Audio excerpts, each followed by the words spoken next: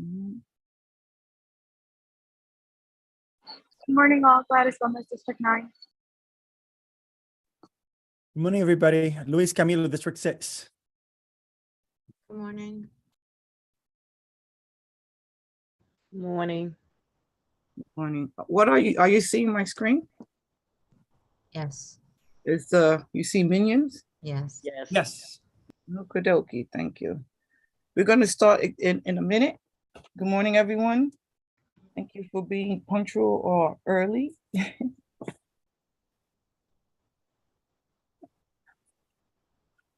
How's everybody doing? How's their welcome back to, how was your summer? And then how was the first day of school? Good.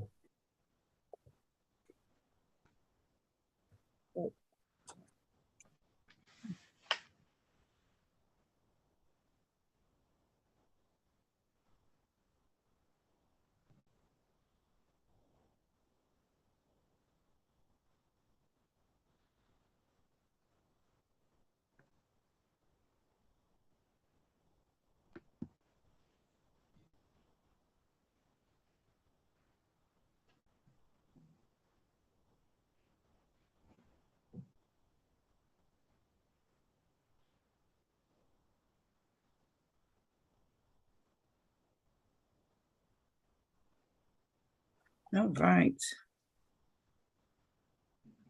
It's 9:30, so we are going to start on time. So, good morning, everyone. Welcome back to school. Welcome to the Chancellor's Parent Advisory Meeting. Today is September 15th, and this is our first, well, technically it's our second monthly meeting for the school year. We had one last month. This is the current members.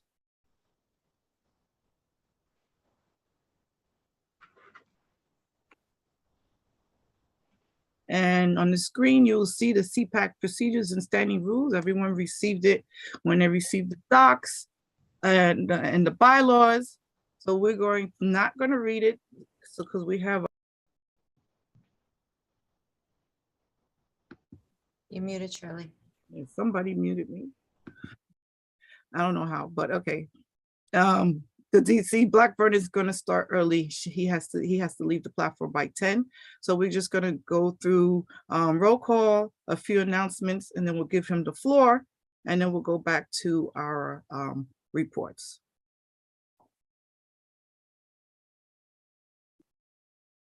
So in summary, we should be be respectful, courteous, professional. Remember, be mindful of the time. We want as many members to speak, so 2 minutes or less. Please don't unmute yourself. Please raise your hands. No side conversations on the chat.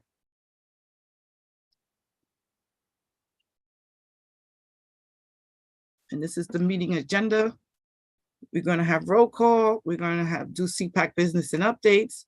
Then we're going to have Deputy Chancellor of School Leadership, Desmond Blackburn, speak to us. Then we're going to do an overview of PTA elections, SLT, and Title I. FACE is going to give us updates. We're going to hear from the UFT President, Michael Mulgrew. Then following Mr. Mulgrew, we're going to have Deputy Chancellor of Teaching and Learning, Carolyn Quintana. Then at 11, we'll have our Chancellor on with us to discuss his priorities for the school year and enrollment. And then we're going to hear from the UFT Director of the Parent and Community Liaisons and from our borough liaisons as well. So at this time, we're going to continue roll call. So is District 1 present?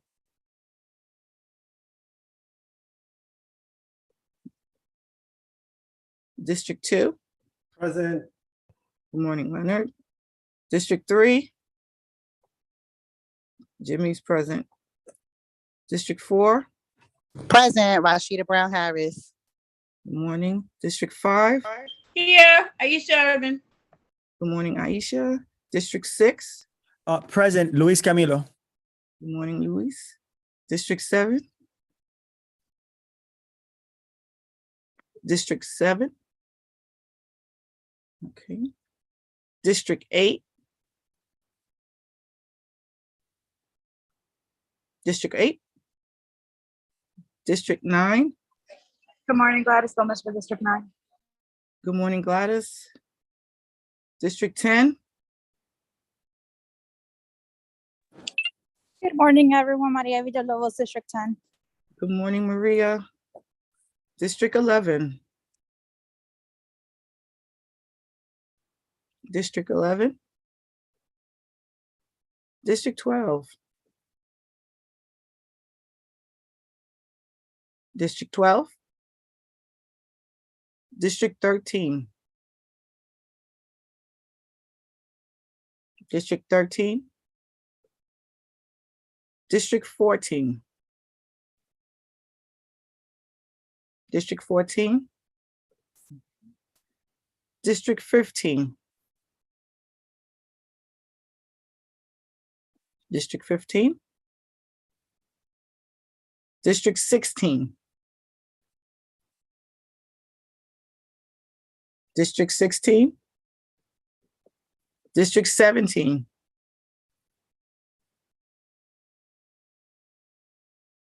District 18.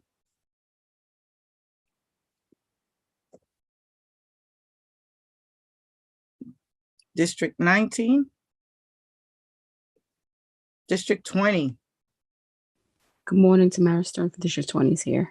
Good morning, Tamara. District 21. Good morning. Good morning, Randy. District 22. Good morning, Lydia Esposito for District 22. Good morning, Lydia. District 23. Good morning. Good morning, Josh. District 24. District 24. District 25. Good morning, everyone. Good morning, Francis. District 26. Good morning, Shirley. Good morning, Kathy. District 27. 27. Okay. District 28. Present. Good morning. Good morning, Jessica. District 29. District 30. District 31. Hi, good morning. Here. Good morning, Lisa. Welcome. District Thank 32. District 32. Okay. Bronx High School. Here, present, thank you.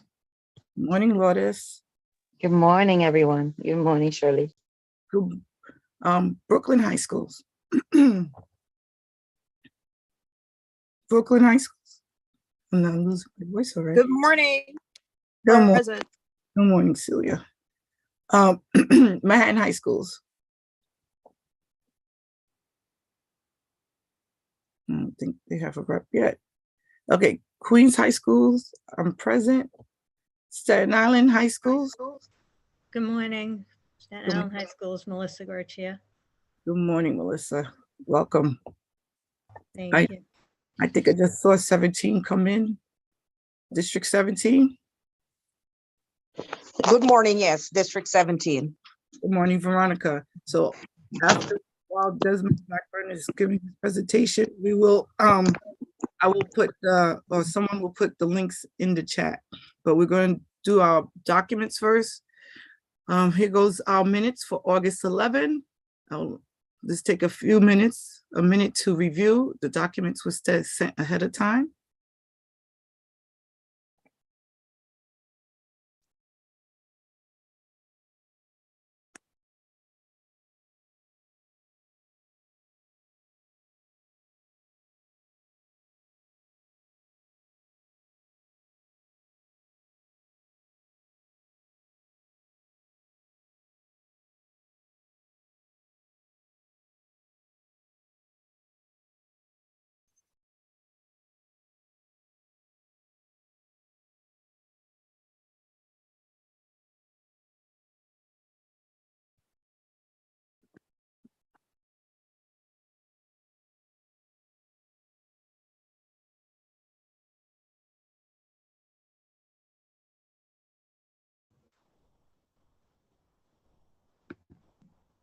Madam Chair Albin, you have a motion in the chat, but it needs to be verbally stated for the record. Okay, so Brandy can please let me know. Let's do the last page first, and then I'll get out there. Let me see. Francis.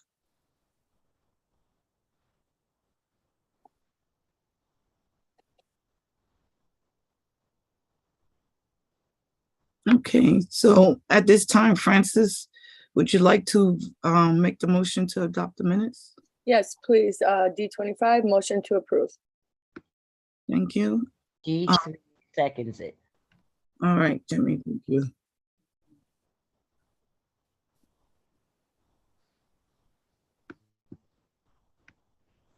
Okay, so the working group team updates. We don't have one. I think the working groups will start about next month. They're still preparing for updated schools. Our Blackbird, this is our Cpac, this is our meeting dates. This is based on our bylaws.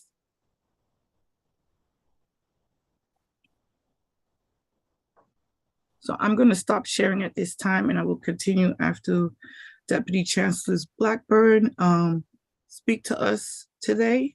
So at this time, he's also accompanied with Sandra Lowe. And good morning, DC Blackburn. Thank you for being Good morning. Good morning. This is my pleasure and my honor to be here. As you all know, there's a lot of work to be done. And as good as we think we are and we hope we are, we just will not get this work done without parent and community contribution and leadership. And so I appreciate what this organization brings to the table. We have I'll do two things here today. Just highlight the expanded role of superintendents, and then really discuss my primary reason for being here is to discuss the process that 4 of our districts will go through here over in the next few months in order to select their permanent superintendents, because right now there are acting superintendents in 4 districts, right? And then understanding my time with you is short, I'll try to be very, very efficient with my words. But again, thank you all for being here. If we can go to the next slide, please. So I won't read to you, but please know there's an expanded role and level of expectation that we have for district superintendents. A huge component of the theory of action of this administration, the Adams Banks administration, is making sure we are serving communities in a whole different, bigger, better, more effective, more efficient way. And to do that is by getting resources and leadership as close to the school, the child, the parent as possible. And so our entry point there is the superintendent and the superintendent's office, as well as her or his team of people that are there to meet your needs above and beyond what the classroom teacher is doing, what the counselor is doing, what the assistant principal is doing, and what the principal is doing of a school, right? That's the local team to help in the event those folks I just mentioned are unable to, right? Which that does happen. Some pieces that you can expect as parents, one, superintendents, they were all appointed effective July 1.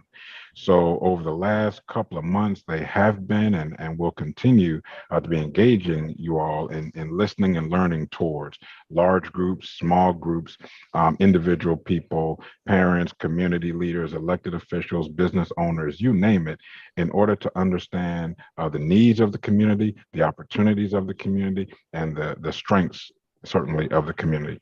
All of that is being compiled in order for them to create these strategic plans for each one of your communities, right? And if you have not seen or heard of that, I invite you to speak to your superintendent ASAP to find out the latest and greatest in terms of what she or he is hearing and how she or he is thinking about compiling and working with community leadership to create that strategic plan for the district, and et cetera, et cetera.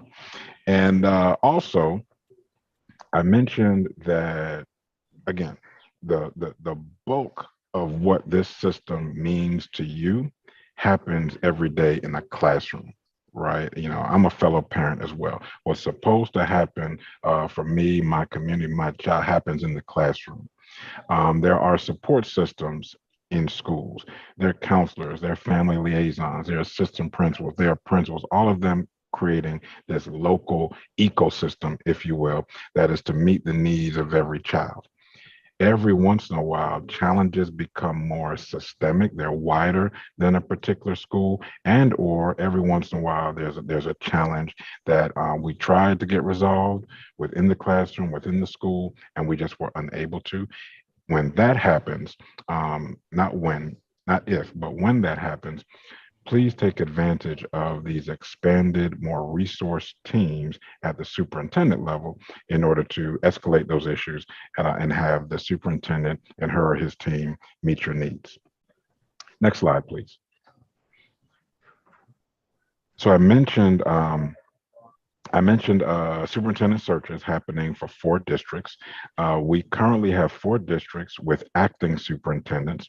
We have those job postings that are up and out now, and they plan to run through, I believe it's September 20th. And the 4 districts we are seeking superintendents for right now are District 13, District 14, District 79, and the Manhattan High School District. As a reminder, Chancellor's Regulation C37 articulates the superintendent hiring process. I'm going to pause in my conversation here for a few minutes to give you an opportunity to read Chancellor's Regulation C37 that we have on the screen. I'll pause, go on mute for a couple minutes, and I'll come back and continue.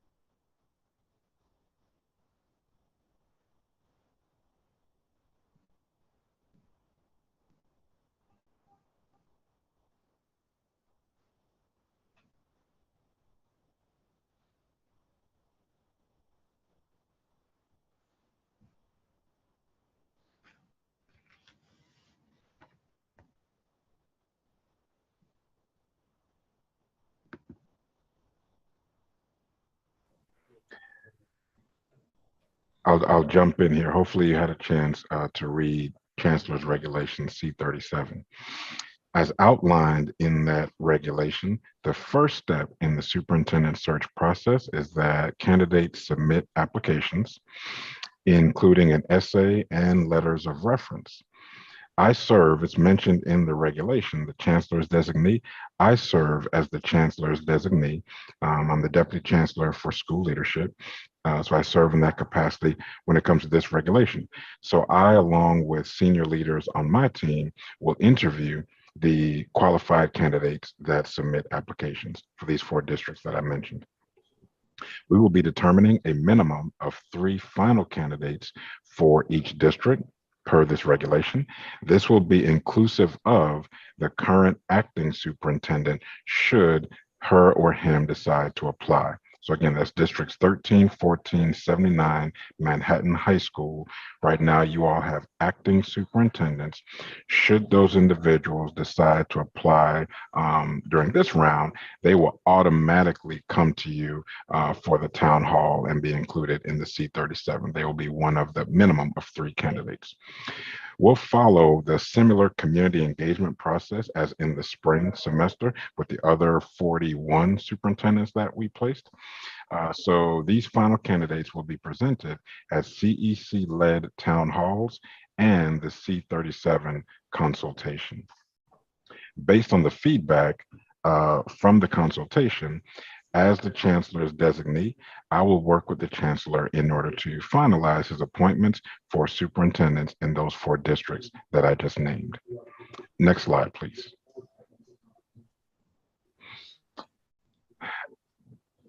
So I think I mentioned this earlier. The posting is up now and running for these 4 districts. The posting will close on September 20th. We will conduct application reviews and interviews from the middle of September approximately through the middle of October. CEC town halls can take place during the window of October 24th through November 4th. And those CEC town halls, the dates and times will be coordinated with CEC presidents. The C37 consultations will happen between November 7 and November 15. And if everything goes according to schedule, we will be able to work with the chancellor and announce permanent superintendents for those 4 districts prior to the Thanksgiving break. That is my update. I wanted to get through again to be rather efficient with my words in order to leave room for any comments or questions that you may have, understanding that I'm only here with you for a short time this morning. So I'll pause there for questions, comments, concerns. Okay, so we have Frances who has her hands up. Hi, good morning. Thank you for the information. I have a question. Is this going to be something that's done annually, or once the superintendents are in, they're in, and then only if they're like retiring or resigning is when we'll go through this process again? So that's a great question. All questions are great, but that's a great question. So superintendents work at the will and the discretion of the chancellor, right? So, and they work and they don't work at the will of the chancellor of New York City Department of Education. That said, at any time, he does have the purview in order to decide we need a new superintendent. So it is not slated that this will happen annually or any other like regularly scheduled frequency. So unless there's a decision by the chancellor that there needs to be a change or a move in a particular district, then you can expect, regular attrition to determine when we see a new search process, like a resignation or a retirement or an acceptance of a new job or some other reason. Thank you. We have Kathy, District 26. Thank you, Shirley. Hi, Mr. Blackburn. I know you were in our neck of the woods yesterday, so I hope you enjoyed your day around District 26. I had a great time out there in Queens yesterday. We have an incredible superintendent, and her team is magnificent. So absolutely, I'm glad you got to see that. I'm asking. You talked about the town halls. When we went through the, with the bulk of the hirings this past spring, the town halls, what we were told, were supposed to be joint town halls in collaboration with president's councils. And I really have to stress, you keep referring to it as a CEC town hall, Mr. Blackburn, and I take umbrage at that because I really think that this is an opportunity for the central and for FACE and for everyone involved to really bring in president's councils and PTAs. And by calling it CEC town halls, that is very divisive and is not going to accomplish what your goals are, respectfully. So I really stress on you to please change that language and to bring president's councils into those town halls, and to not do it in sort of a wink and a nod type of way that was done in the spring. Because in the spring, it was terrible for president's councils because we had to really fight to be involved in those town halls because we got mixed messages. Language was told to us verbally that, yes, you're included, but then what we got in written communication, it was not. So I implore you to please, please change that language in your talking points, as well as the written language going forward. President's councils deserve to be involved every step of the way in accordance with chancellor's regs, in accordance with what you're trying to accomplish. And if that has to change immediately, please. These should be joint town halls with CC and president's councils. That's great, great insight and great recommendation. If I could just take a moment to explain, right, how we got to where we are now. The town hall wasn't something that we were expected or required to do. It really came out of the minds of this mayor, this chancellor, to really heighten and really explode, right, parent community engagement. That said, we did take our direction from C37, the regulation that we all inherited, and it spoke to the leadership of the CEC. And so we kind of followed suit and gave leadership of the town hall to the CEC as well for coordination purposes. But the expectation was always that, like, come one, come all to the But town what hall. you just said And is I get not, it. is I get it. problematic. I get it. I hear that didn't happen in all places consistent with the spirit of where it came from. And so I absolutely, it's not the first time I've heard this piece of input. I'll definitely take it for the next go round. But I just wanted you to know the spirit of where it came from. And certainly we weren't perfect. We think we did something that no other administration has done. And we are absolutely open to doing it even better next go around. And that point of suggestion or advice is one of the things that we will grow on. I have a question.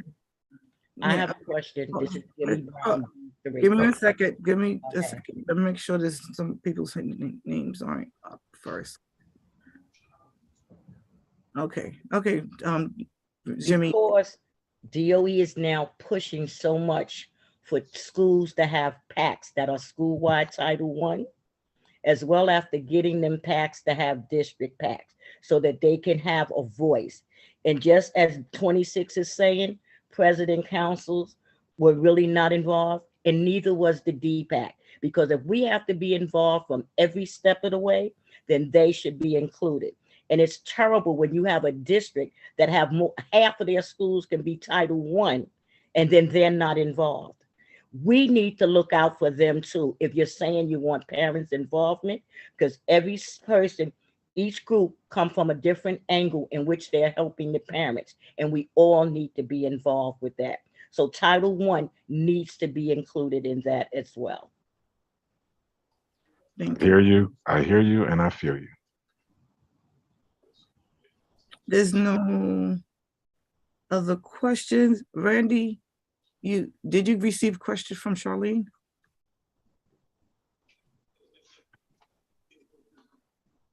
I don't think I heard what Randy just said. I didn't hear her either. Oh, I'm sorry. No, I didn't receive anything from her. Okay. Oh, hold on. Let me just scroll back because let me see. Okay, so the question, he only has a few minutes, and since nobody else has a question, this is from the YouTube. What happens if the candidate was not chosen by CEC? What happens if the candidate was not chosen by CEC? So all of these individuals will be, like I said, hired and placed at the discretion of the chancellor. So David Banks will make all of these decisions. That's truth number one, right? Truth number two is David Banks is absolutely interested in the highest level of parent community involvement in helping him make those decisions, right? So it's the chancellor's decision to make, and he has prioritized receiving input from the community. So it's not a matter and I get this question quite a bit, right? If the community or CEC or any other community group wants a particular person or doesn't want a particular person, will the will of that body prevail? And the only will that will prevail is the will of the chancellor when it comes to selecting superintendents.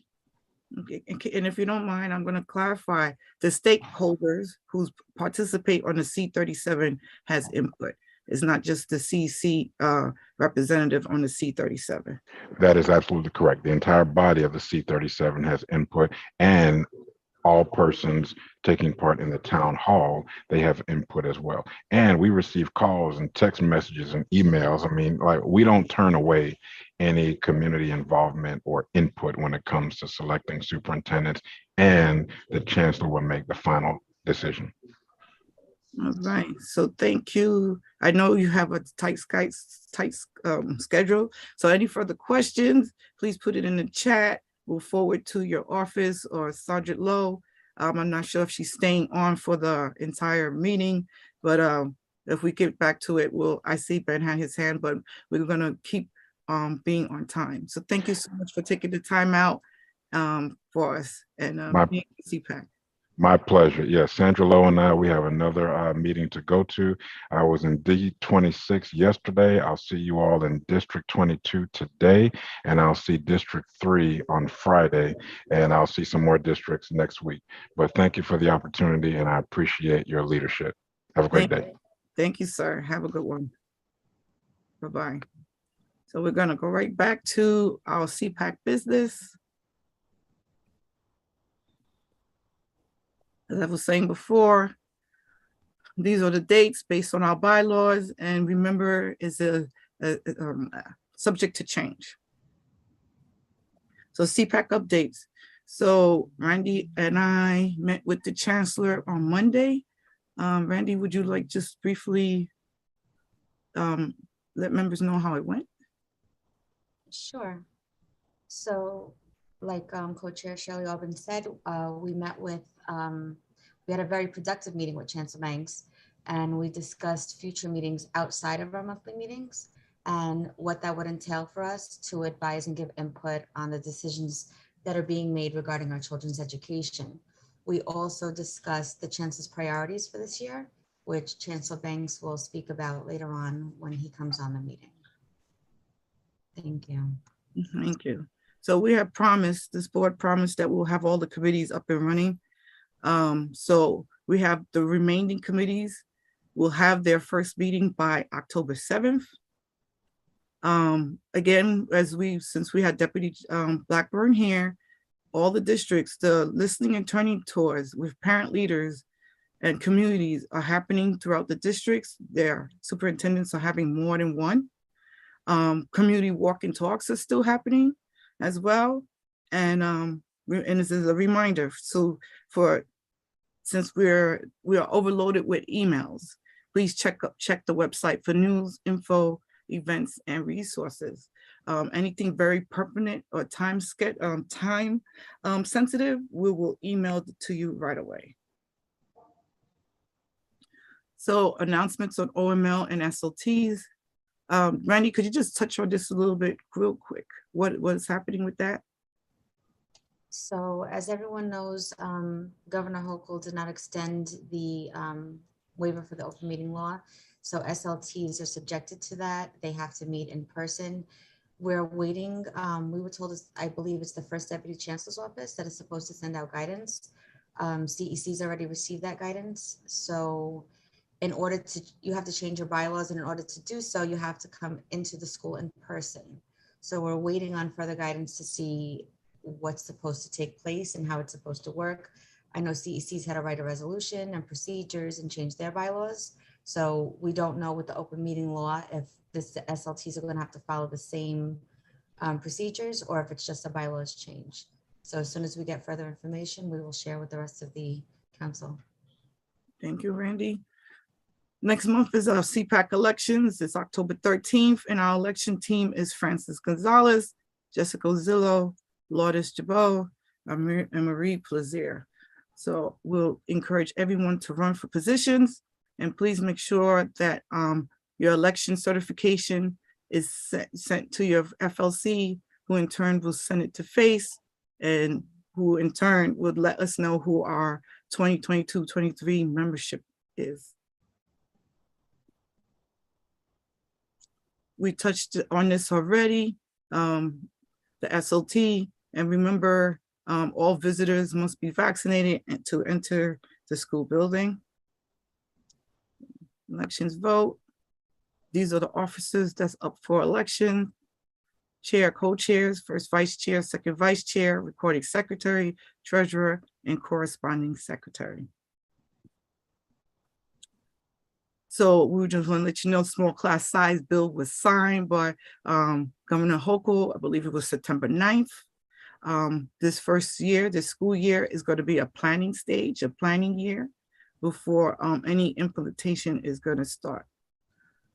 I would suggest if you have more questions, the announcements, fact sheets, the UFT message is all on our website, and collaborate with your UFT representative at your school. Special meeting on school safety, Mark Represent, who's the Chief of Office of Safety and Prevention Partnership.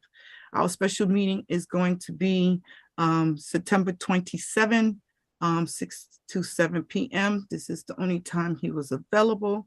So everybody was sent that information and the link. So just mark your calendars for that. This meeting is not going to be live streamed. It's just with the membership. And then it's not so much of a working group, but Cpac executive board members, along with the citywide community education council presidents, were part of the post-secondary readiness. They asked us on our input on post-secondary readiness. What should it look like? And from our input, this program comes. This is not the only pathway to post-secondary readiness, but this is Modern Youth Apprenticeship, abbreviated by the MYA. I think FACE will give us more updates in regards to that, but over 200 high schools applied, over 400 educators applied to be part of this program, and they assured that the high schools across all 5 boroughs will be participating in this program. Oh, I went ahead. So here's some important facts. So actual class size, once implementation start, which is not going to start this year, K-3 is 20 students. Grades 4 to 8 is 23 students. Grades 9 to 12 is 25. And physical gym and performing groups, maximum 40 students. And like I said before, the current school year will be the planning year. So beginning in September 2023, over the following 5 years, they will try to be in compliance with the new smaller class size mandates. Next month, we'll get into more detail. We're going to have a discussion about smaller class sizes. And these are links about the fact sheets. As again, you can find the links on our website. Safety concerns, again, I jumped the gun. Mark Represent, September 27 at 6 p.m. The goal of the Modern Youth Apprenticeship, reimagine student experience through pathways aligned for high growth and high opportunity, to support students in building meaningful, durable skills and a strong plan for life after high school and work-based learning and college credits that will position them for a head start in life. Students to activate their passion and purpose through career-connected learning.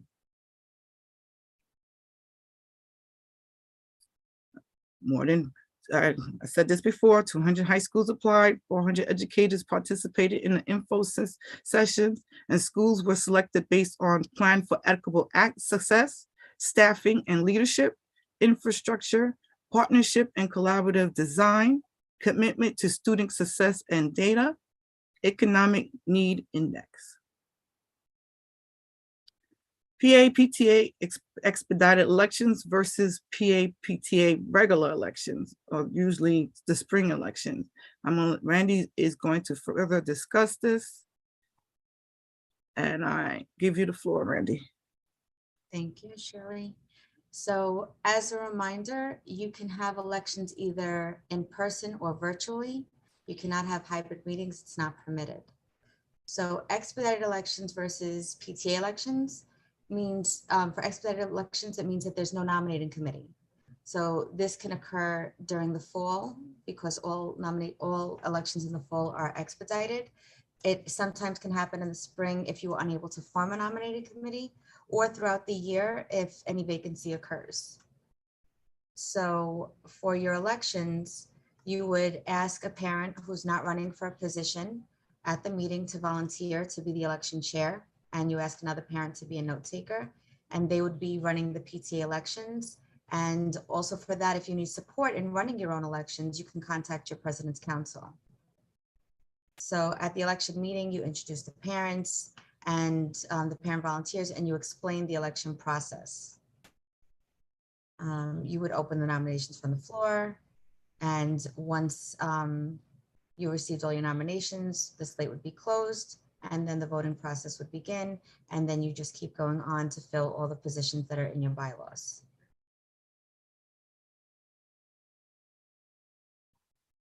So you need to follow Chancellor's Regulations A660.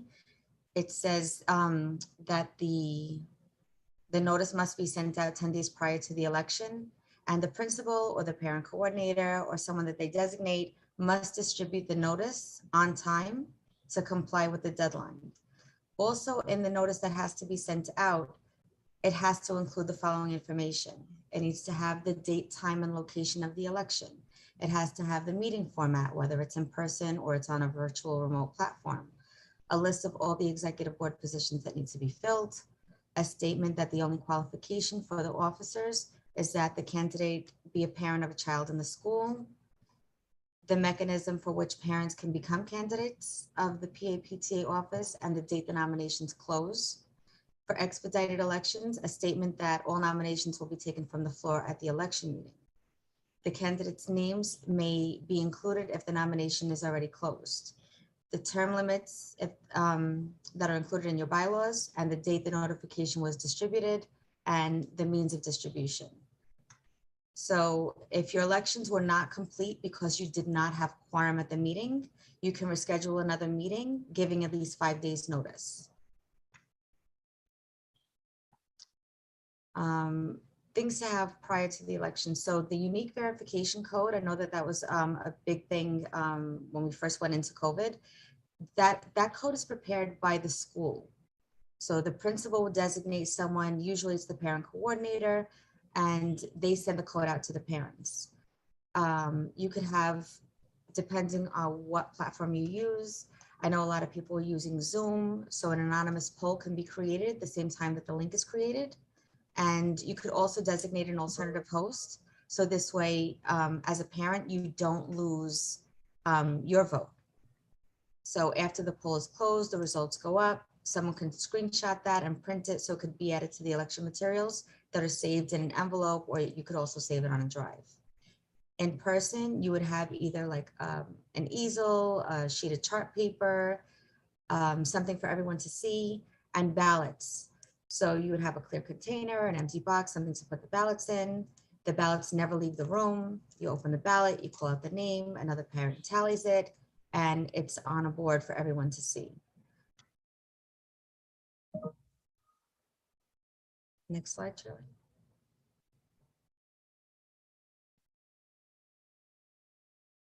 Okay, so the election certification is completed by the chair. The election certification form is given to the principal or their designee to sign.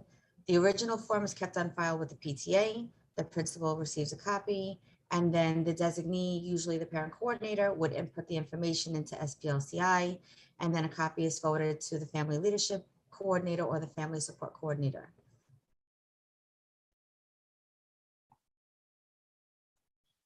Okay. Shirley, I give the floor back to you. You're muted. Things that we need to remember. So we're going to remember that our PAPTAs are autonomous along with President's Council.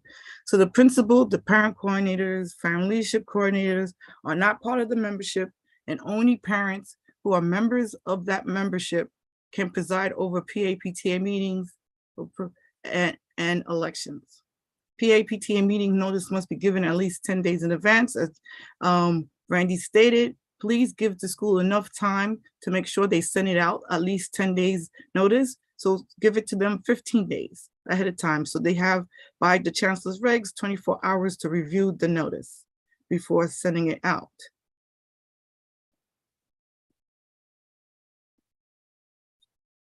Okay, again, Fall elections are all expedited elections, so nominations are taken from the floor. There's no pre-nominations for expedited elections. And again, as Randy said, elections only could be in person or on the virtual platform, no hybrid meeting. School leadership team, purpose, importance, elections.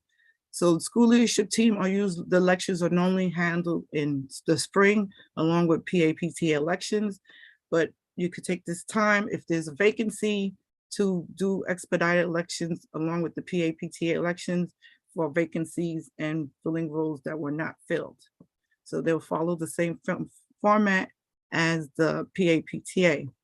What's the purpose of the school leadership team? The purpose here for the school leadership team is to get all the stakeholders in one meeting who are on equal footing on the school leadership team and collaborate on the success of the students in that school.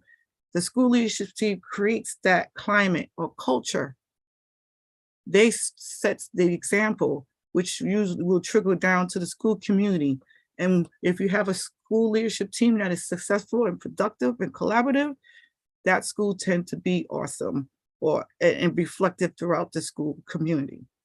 Why is it important? Because the school leadership is there to create the comprehensive education plan, right? That plan is a plan to set to make sure all students in that school community succeeds with the help of all partnerships, stakeholders. That includes the parents, the families.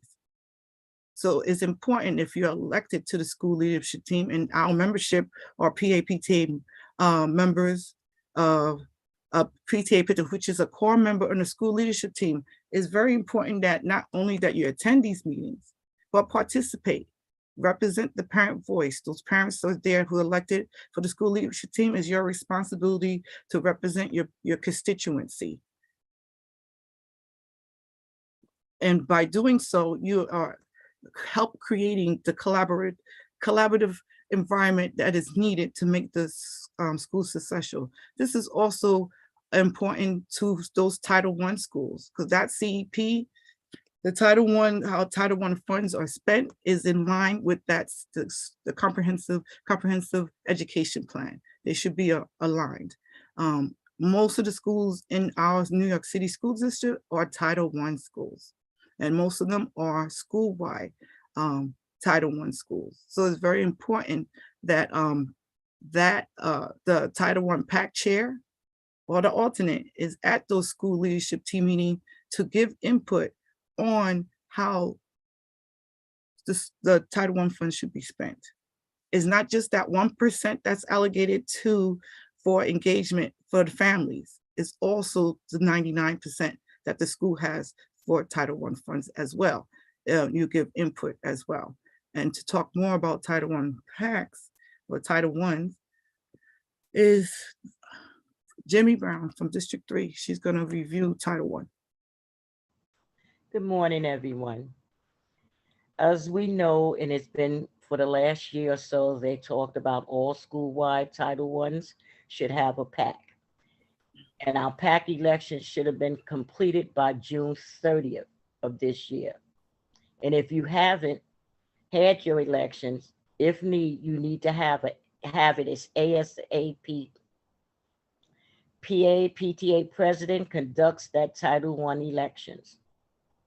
The principal is responsible for sending a written notice to parents to establish the Title I PAC with the meeting date and time. Notice is to be sent 10 days prior in advance of the meeting.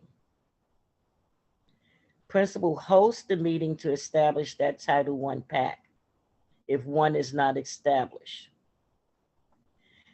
The PAPTA president facilitates the meeting, explains the role of the Title I PAC, and conducts the elections. This is all part of your Title I annual meeting that is supposed to be conducted in October. Next slide, please. There's only one slide, Julie. Okay. I think it's only one slide. Hold on. No, it's the next one. Okay, and hold have, on. giving them some extra points on what they need to do as they go along. I just wanted to add one thing about the annual Title I meeting. Okay. The annual title meeting is not just about the 1% that's allocated to the parents. It's about how all the Title I funds are being spent, the other 99, the dollar amount, how much was allocated for family engagement. Okay, Jimmy, you have the floor. Okay.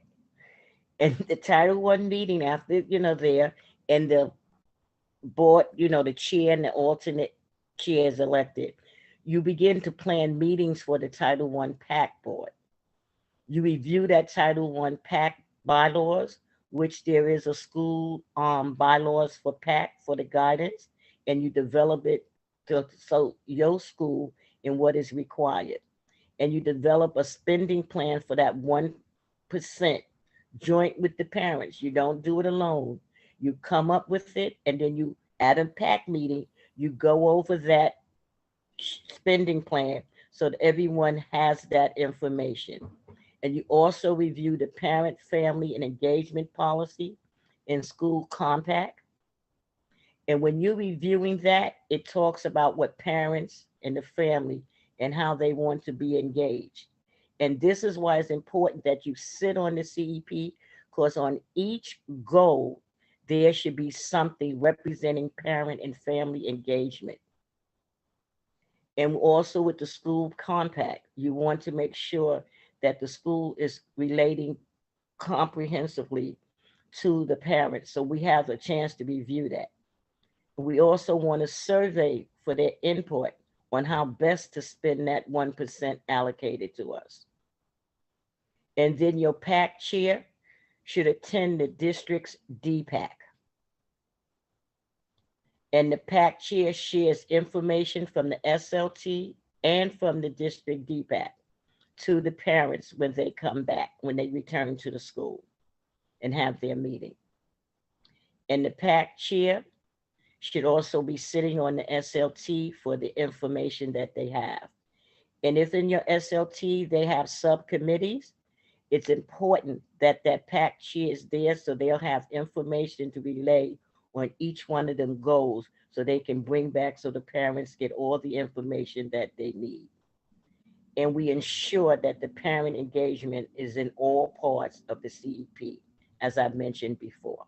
And this is important and why we're up and asking whether or not, if all PACs are there in your school. If it's not, you need to reach out as quick as possible so that these things can be done accordingly. Thank you. Thank you. And I just want to add that districts are 3K to 12, not K to 8. It doesn't stop at 8th grade. Districts are 3K to 12th grade. Therefore, high school Title I PACs must attend their DPAC, their geographic district DPAC. So if your high school is in District 26 and you're a Title I school, you're going to the Title I PAC chairs will be attending District 26 DPAC.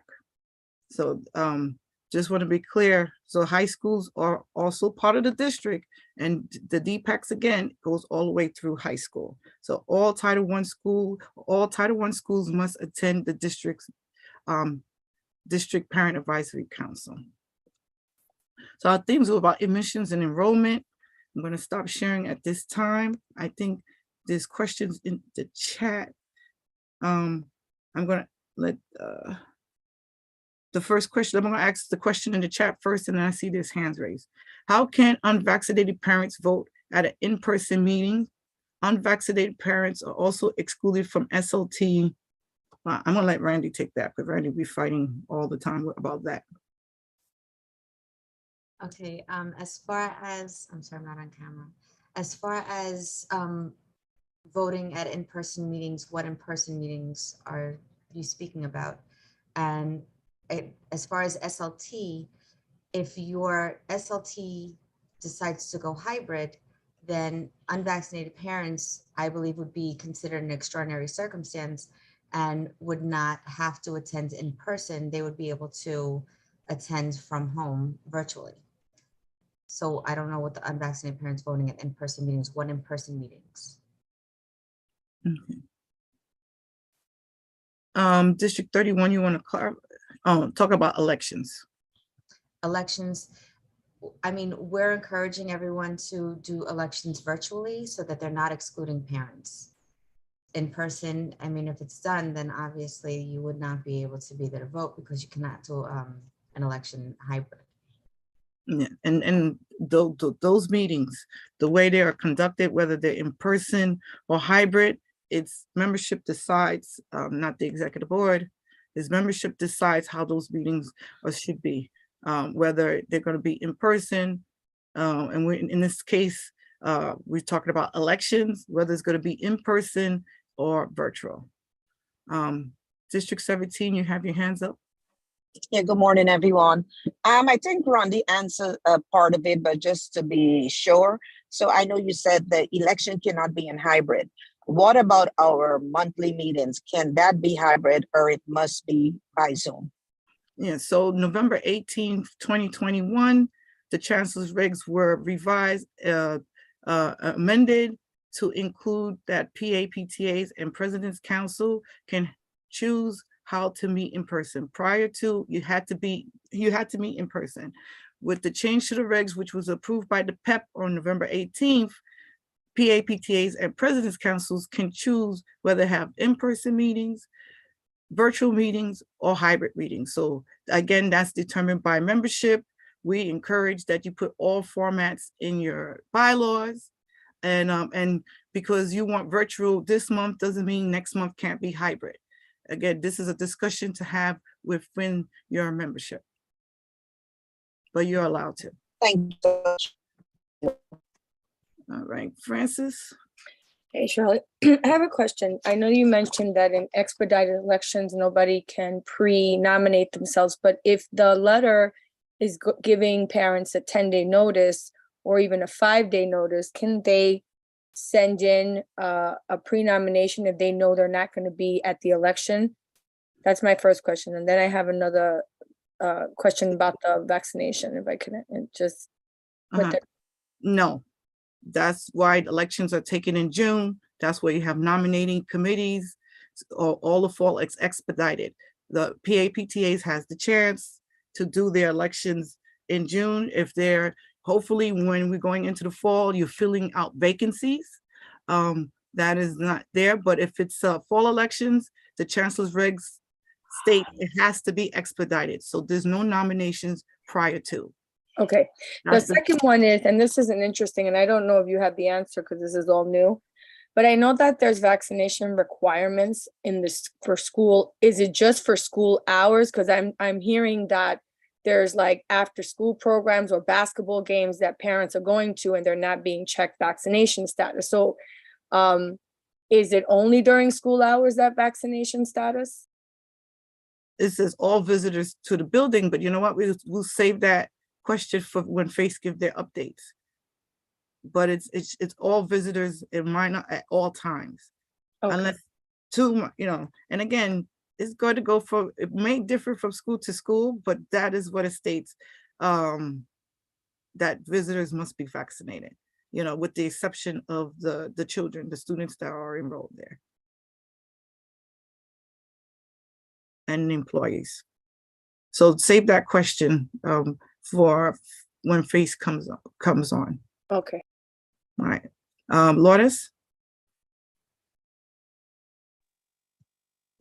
Thank you, Madam Co-Chair. And this is in regards to the unvaccinated and during elections, whether they're in person or whatever. There shouldn't be no disqualification of parents in any way, shape, or form, as they are the only entitlement for them to be able to run for any office is that they are parents of students within the school that they're going to serve. Vaccinated or unvaccinated, modifications must be made in somewhat way, whether it's in person or virtually, especially if it's in person. They should be in an area where it's an open area that everybody, whether they are vaccinated or unvaccinated, that they could all attend. I just disagree with the fact that unvaccinated parents will be disqualified or exclusively taken out of an in-person meeting for elections. That is wrong, completely wrong. So this, you have to have a fight, but the chancellor, when we spoke to him on Monday, that again, PAPTAs are autonomous.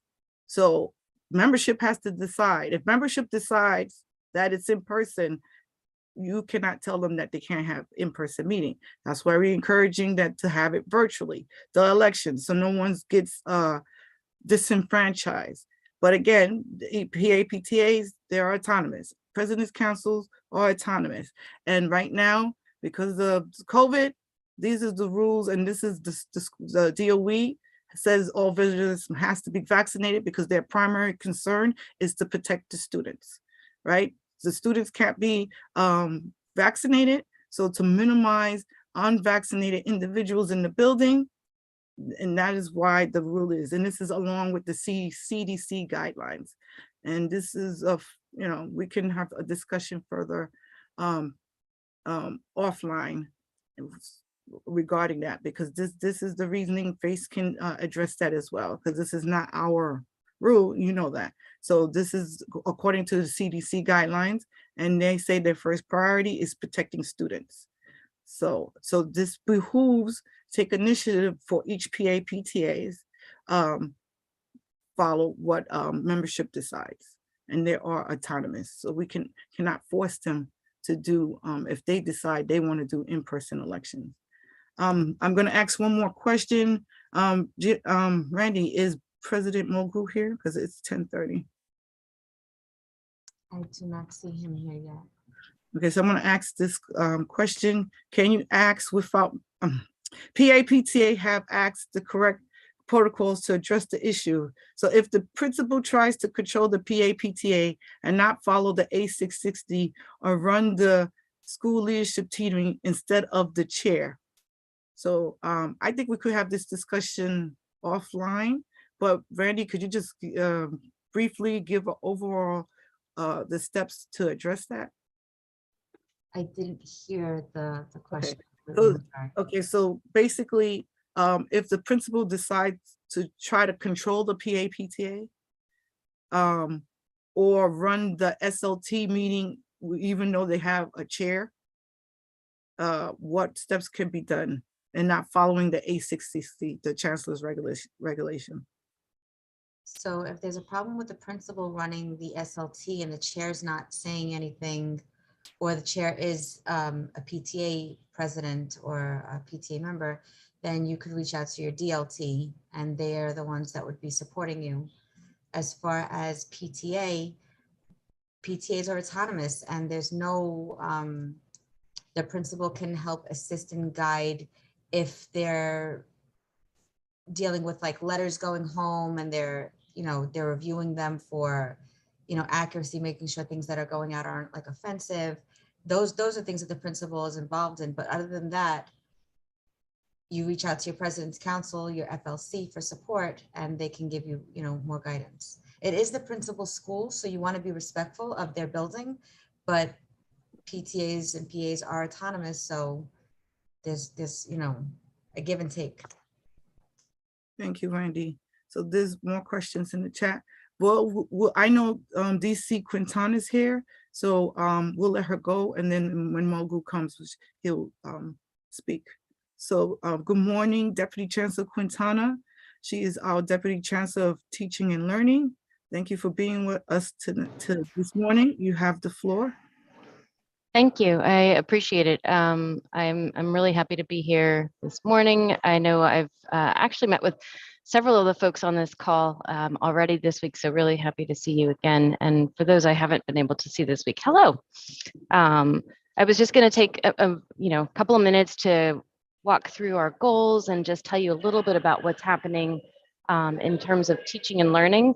Much of this I've shared with you already and will continue to share. And I'm really excited that a lot of what we're doing lands directly in the schools, and that we will be in and out of schools making sure that teachers and leaders and students have the supports they need so that we can build the right ecosystems and make sure that all of our kids are thriving. So And then I'll do a really quick overview and I'll leave some time for questions because I know there are always questions. And if there's something where we want to go a little bit deeper, by all means, we can connect at another time. So want to make sure that, that's clear too.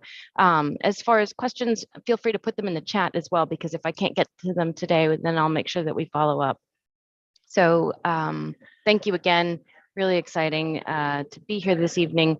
I got to be at an event last night that was a gathering of Black edfluencers, all united to be a community that supports New York City public schools. And it was wonderful to be part of a group of folks from different aspects of teaching and learning that may or may not actually be in the public school system, who had convened just to support the lives and the livelihood of Black and Brown youth. And so I loved being in those kinds of spaces. And so sharing what we learned then, sharing what we're doing then, just gave me so much more motivation for what we're doing all around, because it made it that much clearer of being in those spaces, hearing some of the stories and just hearing the enthusiasm for our work, that our work is very much needed. And so, you've heard the Chancellor speak a lot. We have this vision of building a more inclusive school system, of building really a system of supports.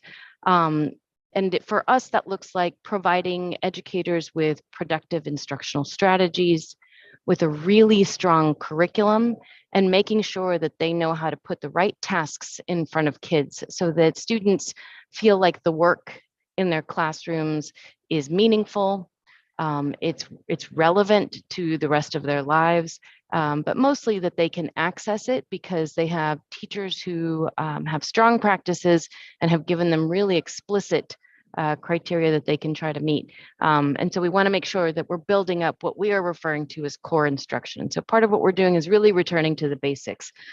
You've probably seen some of the data that shows, how poor really our reading and math scores are. When we look at NAEP scores from 2019, when we had the bulk of our students testing, right? So many opted out of testing this last round.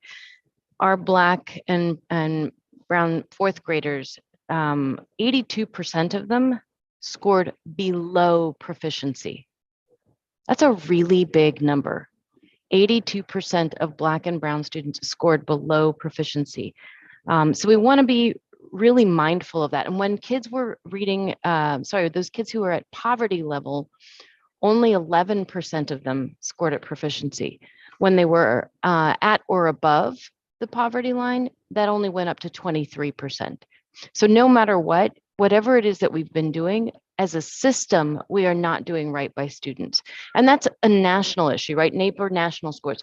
And so as a system, we're not doing right by students. You've heard the Chancellor and the Mayor make reference often to the 65% of our kids as a whole that are not reading at proficiency. And it's not just reading, math has very similar data as well. And so what do we need to do differently?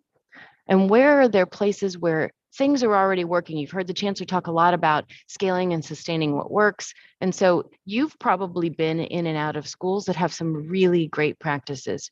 You may have your kids in programs where they're making some really great moves.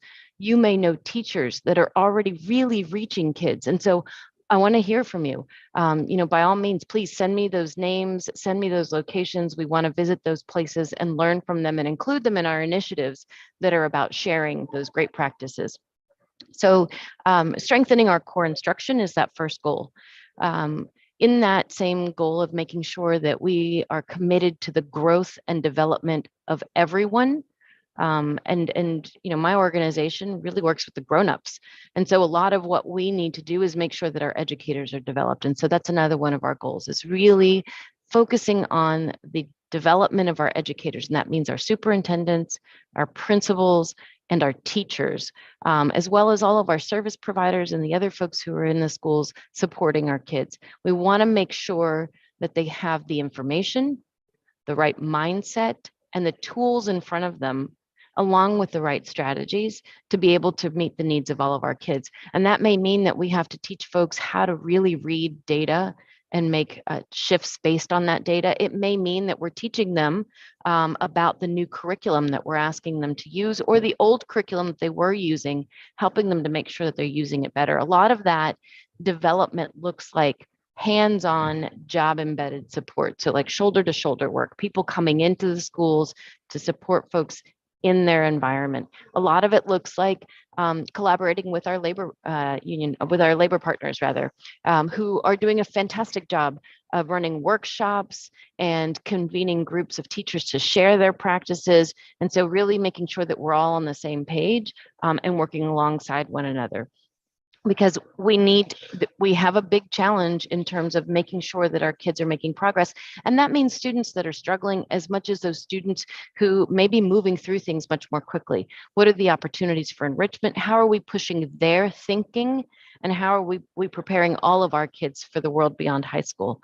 So you've heard a little bit about some of the programs that we have, and some of those are meant to remove barriers and increase access. So that's our other goal, removing barriers and increasing access, because when we do that, then all kids have an opportunity. And that may look like, for example, we're building out some of our English language learner transfer schools in every borough.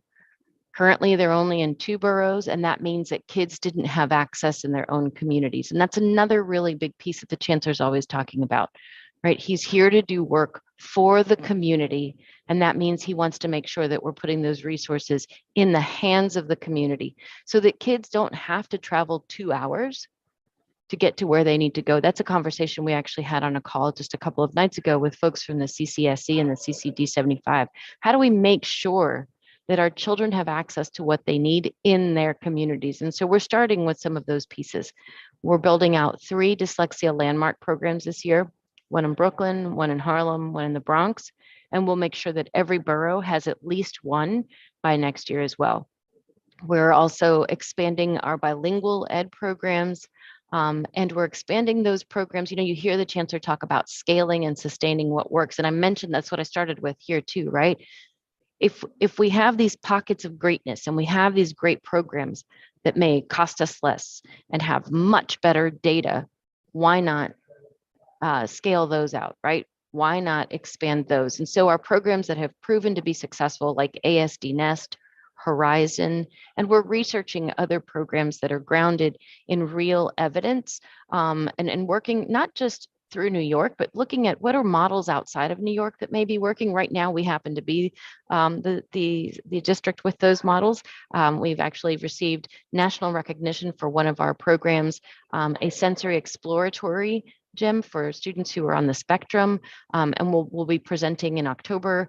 Our team is really excited about the work they've been doing with that. So lots of opportunities to really share what we know and can do. Our last goal is, with all of these things in place, if we really do return to the basics and make sure that our instruction, our curriculum, and what we're putting in front of kids is strong, because we have strong educators who've built the right ecosystems, right? So it's the school itself, the classrooms, the resources you have in front of them, and how we show up. If all of those things are in place, and you think about how we increase access and address barriers, right? You've heard us talk about making sure that we have screeners, so we're generating data frequently. And our big literacy initiative includes coaches, interventionists, and even partnerships with organizations who will help us do secondary screeners where needed. Then when we do all of that, and we have some high dosage tutoring that we're bringing in and other types of supports, we'll be able to raise literacy and raise math. And so those are our 4 overarching goals for the city for this coming year. And we're really, really excited about what that means in terms of initiatives across our districts. And so I'm excited, and we'll keep announcing some of those, because the other piece that we recognize, and I think this is another piece that Chancellor's really good about, is, we need to show off what we do a little bit more. How do we PR our stuff better? Because it's not just about, sort of patting ourselves on the back or tooting our own horn, but we want you to know what's out there. We want you to be able to make some really informed choices about what's best for your kids. And we want to make sure that those are in the communities where they're needed most. And so we need to let you know the programs that we're building and what we're expanding, so that you have access to those. So I'll stop there, because otherwise I'll just talk and talk and talk. But I want to make sure that I'm opening it up for questions. And I know that hands have already been raised. So I don't know if, let's see, I can call on folks or if somebody wants to actually. I'll call on folks. Thank you, Shirley. I appreciate it. All right, so District 13, Ben Green. Good morning, everybody. I've heard that we were talking about what best practices were and the types of programs for the community. My question is what kind of process that you're using to gauge the community on what the needs are? Really looking at the data, and when we start talking about ASD and NEST programs, the last time I heard, when we asked about those programs, that there was no money for them. And in my district, we're in a need of those programs, and we want them, but it seems that the only time we can get them in our Black and brown neighborhoods is through some special program, and it's not through the DOE at first. It's like we have one in there, an ASD program that we have at PS 307, and we extended it to our middle school. But when we try to but that was down there in the Dumbo area, where the more privileged parents are. When we started asking about bringing it over there to the Bedford-Stuyvesant area, we got the same old, we don't have any money for it. So I'm wondering what kind of resources and programs that we can get with this budget that we have, and also where can we find that on the website of the type of programs, because that's a problem. The communication is very weak when it comes down to what type of programs that are out there that we can get engaged with it, because we end up normally getting it at the last minute, and we, even in our Black and brown neighborhoods, we are not allowed, we don't have enough time to prepare for it or be in the process. So I gave you a few questions. Hopefully you can answer them. That's it. Thank you. Thank you. I'm sorry, go ahead. before you, so Francis is going to be the last one. So after DC Quintana answered the question, is going to be followed by Angela and from District 8, and then Francis from District 25. Thank you. Thank you. So thank you, Ben. Appreciate obviously I appreciate the question, but mostly I think I appreciate you advocating for the communities of color and communities that maybe have not received services in the past to make sure that they're being noticed.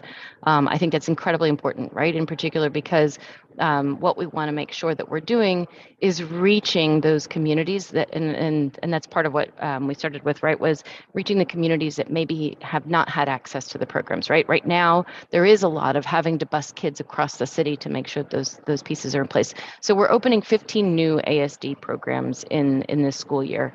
And we are looking to, we've been using data about where there is the greatest need. And so looking at those reports of students' IEPs and where there are wait lists to see where we can scale some of those. And in addition to those, we are also opening 70 additional seed sites. So we had 10 seed sites this year, and we're going to expand those to 80 over the next several months. And so those are the sensory exploratory gyms that I had mentioned to you, that most people, as you had kind of alluded to, pay for, and instead we're offering these as free services, and they're not something that is available only after school. They're being built in the school so that they're part of the facility, they're part of the program. In terms of the ASD programs, you'd mentioned having asked for one in your district and then not being able to get one. I don't have the list of the districts in front of me, but I'll check in on District 13, and then I'll make sure that I reach back out to let you know if that's in the works or what else we may have programmed there. But we want to make sure that we're using student data to give us the information about where there is the need, and we're absolutely engaging. You've probably seen that much more this year with parents for a great number of concerns, and building committees of all kinds to make sure that we're gathering parent voices. But this is one of those means, right? Hearing you talk about it here makes sure that I'm taking note, and that I'm going to bring this back to my team to say, hey, can we take a look at where we're placing these programs? Let's make sure that it's reaching the kids who need it most. So I appreciate you bringing that up. know if there were any other questions that were in that, but if not, just feel free to email me or to leave a question in the chat, and we'll get back to it later. I'm going to put my email in the chat. Angela, you have the floor. Thank you so much, and good morning. Good morning. My question is, I want to see, are there statistics on within the Black and Brown communities and within the poor communities, how many of them opted out? And the reason why I'm asking that is given that 82% fell below proficiency, and that's for English. You said that with math, it was a similar type thing. My concern is that with these communities already having so much kind of working against them, I think that if when we go applying to high schools and stuff like that, if they start utilizing these statistics as a core factor in determining what kind of high schools these kids are going to be going to, especially given the pandemic, then adjustments need to be made, because otherwise then if within the Black and Brown communities, if there was a high number of kids that did not opt out, they all opted in, and within other communities, they all opted out, and then they're going to have a further benefit, then it seems like these communities are going to be further left behind. So what are the plans to kind of help address this? And do we have statistics to kind of study this matter so that we can continue to support our communities and help them, not have, keep going steps forward rather than taking one step forward and 3 steps back. So thank you so much. Yeah, thank you, Angela. Really strong advocate there, and appreciate you really thinking about how to use the data. So the data I gave you is from 2019, before there were those opt-outs. I didn't give you the data from the opt-outs because of exactly what you said. It's not an accurate representation of what our students, of our entire student population, right? And so we want to be really careful about using data that either shows a significant decrease or even an increase when it's not all of our students, and they took that exam during, not that the trauma or the stress has gone away, not at all, but really during that time when we weren't even in schools in the same way, right? And so I didn't give you that data just then. But what's really important, and I think the biggest piece of that is, regardless of what the data says, these numbers haven't changed for a really long time. And so we need to do things differently to meet the needs of our kids, to boost them up to where we're not worried about 2 or 3 points progress, right? Like, we need to get to the point where our kids are not only reading at proficiency, they're just necessarily above proficiency. That just is where we are, so that we can think about what are the other ways that we're pushing their thinking, what are the other ways that and actually that's part of it too, is we're not waiting for that to happen to start thinking about, we want to do more inquiry-based teaching and learning.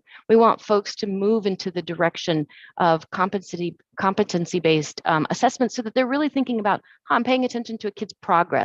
I'm looking at how they really move through work and learning and thinking and growing, as opposed to just that end product, right? But the tests are one of those measures that we have, and they are something that is looked at both nationally and citywide, right? So they are a quick, I guess, sort of checkup, right, to see like, well, how's it going?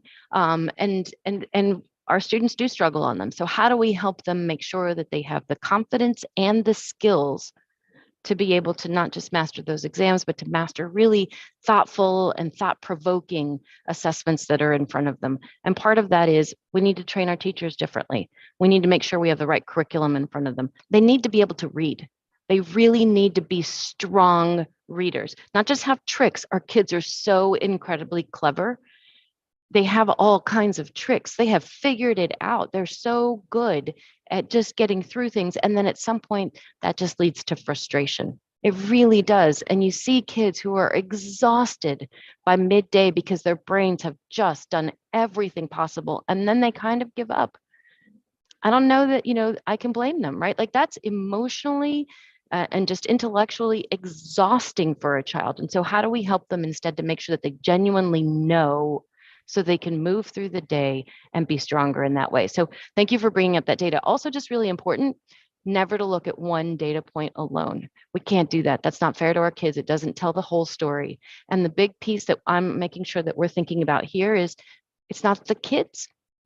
It's what we're doing in our system for them, and how do we do those things differently so that we can help them, because they all have enthusiasm and curiosity and capacity. We need to make sure that we're developing that.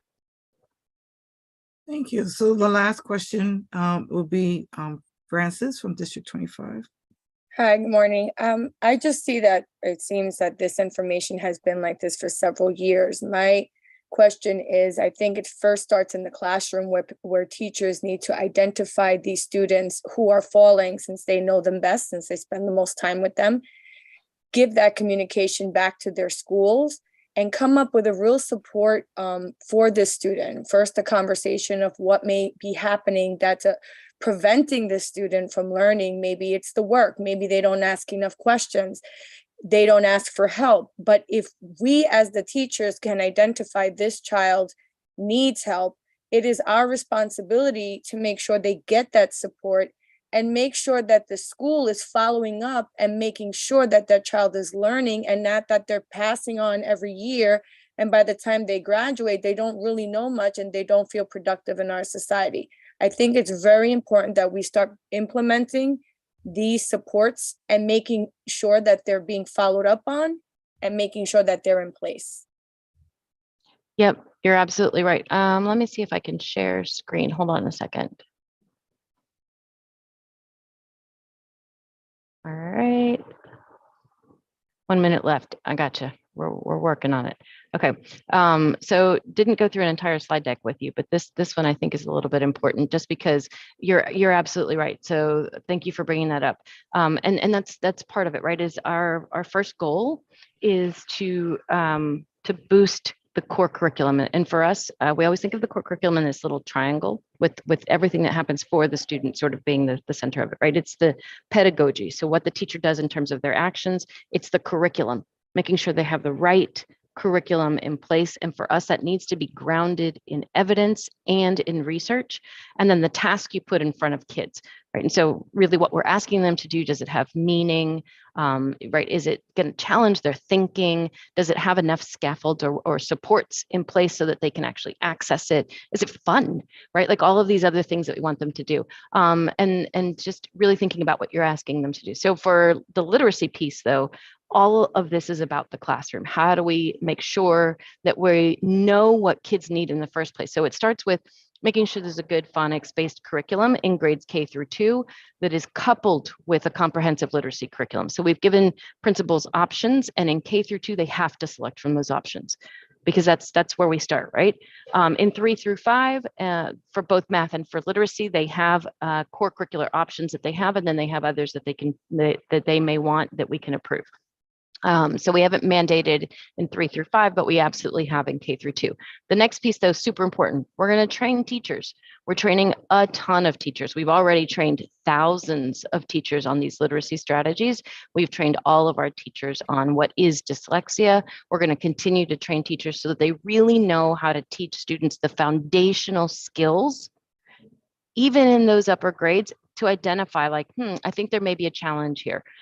We're also building in K through 12 literacy coaching. So it used to only be in K2. There was also a middle school program. We had these sort of like piecemeal things. Now it's all the way through. And so from kindergarten through 12th grade, we're going to have literacy coaches, and they are folks that will go in, provide principals with some guidance for that strategic planning, but mostly it's work with teachers. What are you doing in your classroom that lets kids access this? And while it's literacy coaching, it's really pedagogical coaching. And so it'll absolutely be about teaching kids to read, teaching teachers how to teach kids to read, but it's really about teaching teachers how to be great teachers. We're going to not only do the dyslexia programs, and those are a big deal. And it's actually 3, not 2 anymore. But the piece on the bottom, not just the 160 dyslexia screener pilots, all schools have screeners. So every single school is screening using Acadience in grades K through 2, Acadience MAP or iReady in grades 3 through 9. And so they are all screening 3 times per year for both for literacy and math. Those screeners, we want to make sure people are paying attention to them because they are classroom data. They're not like the NAEP scores where it's great big state data or national data. They're classroom data. They tell the teacher how the kid is doing. They are the information that they can generate regularly besides the student work or even student disposition. Like, is the kid actually participating in group? Do they hide or go to the bathroom often when it's time to do, reading? Those kinds of things that we want them to pay attention to as well. That's part of the coaching too, right? So all of that is data, and we need them to use that to provide just right interventions. And so those interventions look like two different things. One is actual strategic intervention periods, where we've allocated some time in the day for kids to have the right dosage. So it needs to be the right number of minutes with the right size group to get intervention based on where they are in terms of those screeners. And that's part of what we're going to help folks figure out if they don't already have that in place. The other way that we're doing interventions, we're actually partnering with the New Teacher Project to think about acceleration and not remediation. And that means thinking about in the moment while I'm teaching, and actually it requires pre-planning. I have to think about what are all the things the kid needed to know and be able to do before this lesson. Do I need to pre-teach something? Do I need to make sure that they have that information already? And if not, just in case, what needs to be ready in case I have kids who maybe aren't ready to keep moving forward, so that I'm providing those just-in-time supports as opposed to remediating and reteaching and doing tutoring only and things like that, that only frustrate kids and have them fall further behind. So there are all these pieces in place. We're starting small in some places, and there are other pieces like training the teachers on literacy strategies that's across the city, right? And so we've also built in, and this is heard only a little bit of what Dr. Blackburn said earlier, but one of the things I'm most excited about is how well we're working with Dr. Blackburn's team, and that we are supporting superintendents in developing their teams and have added folks to their teams like an academic intervention specialist. Each district has two. And so when we're thinking about like, do the schools know how to do these interventions for the kids? That's what those AIS points are for. Those academic intervention specialists are exactly for that. So I'm hoping that we'll get to the point where you know, what you were talking about is that we are making sure that we give students exactly what they need when they need it. And it starts in the classroom. It absolutely starts in the classroom. So hopefully I answered the question. And if not, I had put my email in the chat. By all means, please don't hesitate to reach out. Okay, thank you so much, Deputy Chancellor Quintana. I had asked Charlene to put the YouTube question in the chat. I think it's an important question. If you can, if all possible, can you answer it in the chat, and then Charlene will cut and paste it into the YouTube platform. It says that I'm going to say the question out loud. What does a parent do if OTS says contact the school when the parent goes there? They are told they do not know what to do. Can you say, is that question for me? It's a question from YouTube while you were speaking on this topic. Can you say a little bit more about what that question might mean? Well, I'm going to ask Charlene. Let Charlene, she's on the YouTube, so let her ask for clarification for that question. But thank you so much. And I asked Charlene to put your email in the YouTube chat as well, so they can ask questions directly to you. You can answer. Thank you so much to being No here. problem. Thank you. Great to see everyone. Will do. Good to see you, Mulgrew. How are you? The Chancellor's not here, and President Mulgrew has arrived. We're going to let him speak until the Chancellor comes on board. President Mulgrew, for the UFT, welcome. Welcome back to school. Welcome back on our platform. We're happy for you to be able to take time and join us. So we'll give you the floor at this moment, President Mulgrew. And I know it's Michael, but President Mulgrew.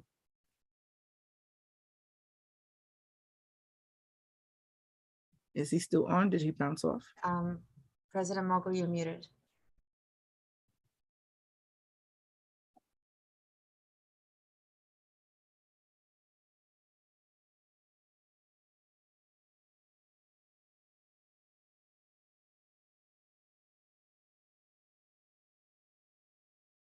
How's that? Is that better? Much better. Okay, yes, thank you for allowing me to unmute. Thank you all. I hope everyone is well, and thank you for inviting me to the meeting. The school year, the one thing we always know is we always have things to work on. There's always challenges. First, I want to thank everyone for all of the work this summer, both on the budget and on class size.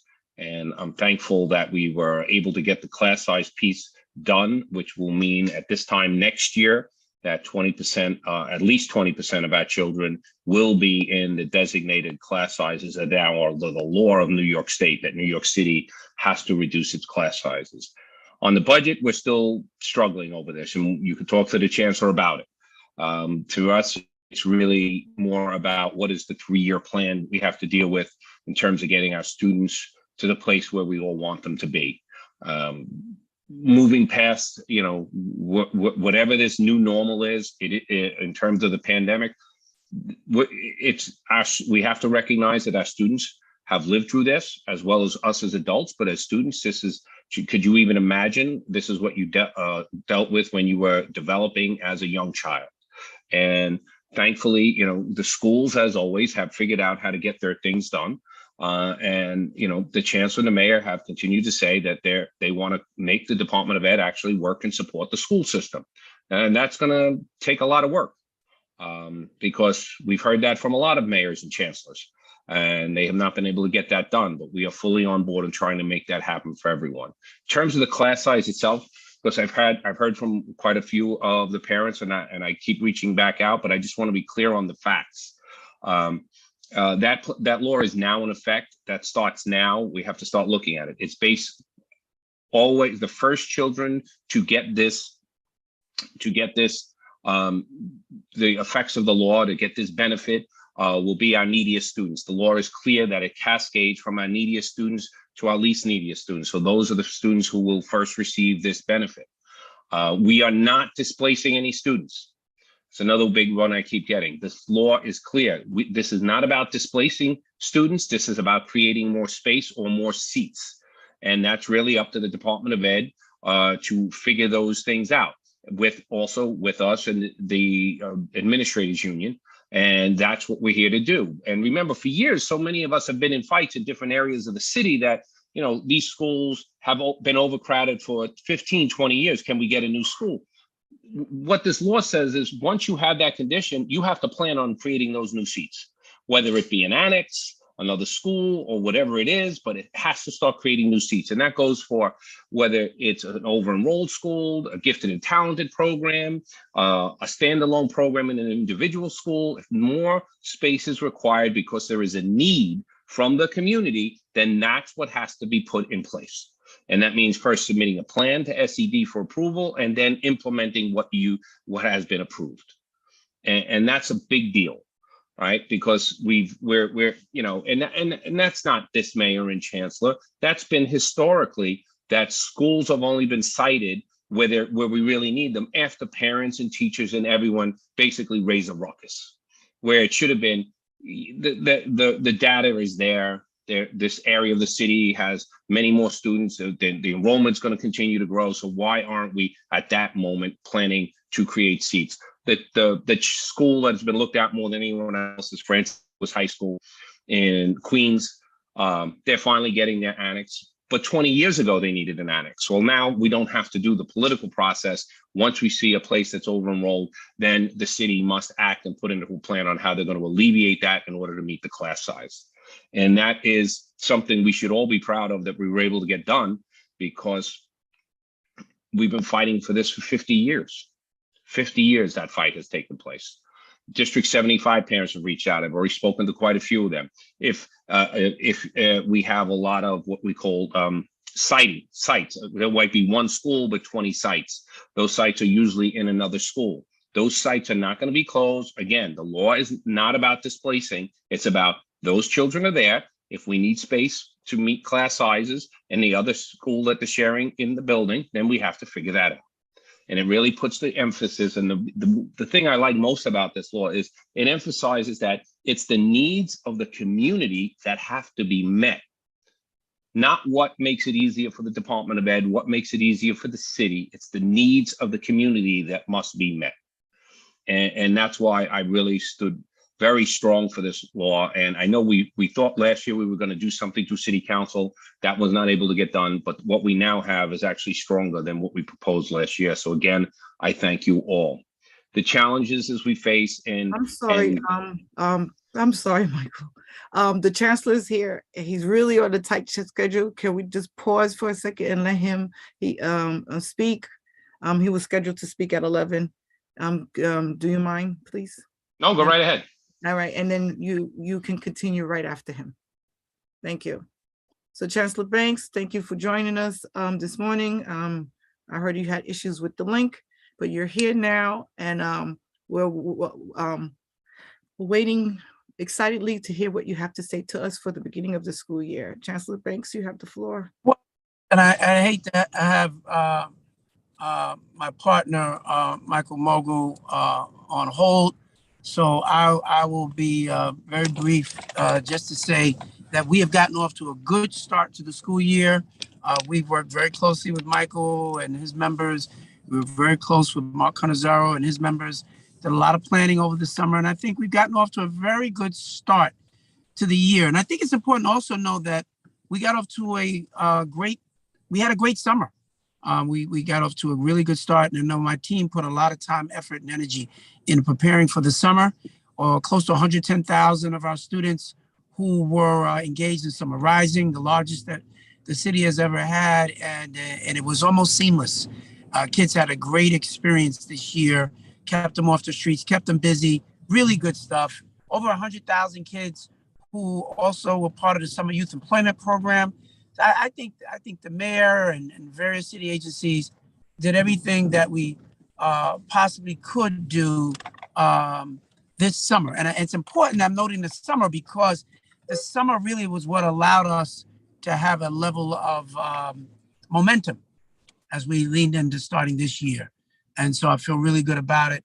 I do want to take a moment and just acknowledge these three young children who were all drowned just a couple of days ago.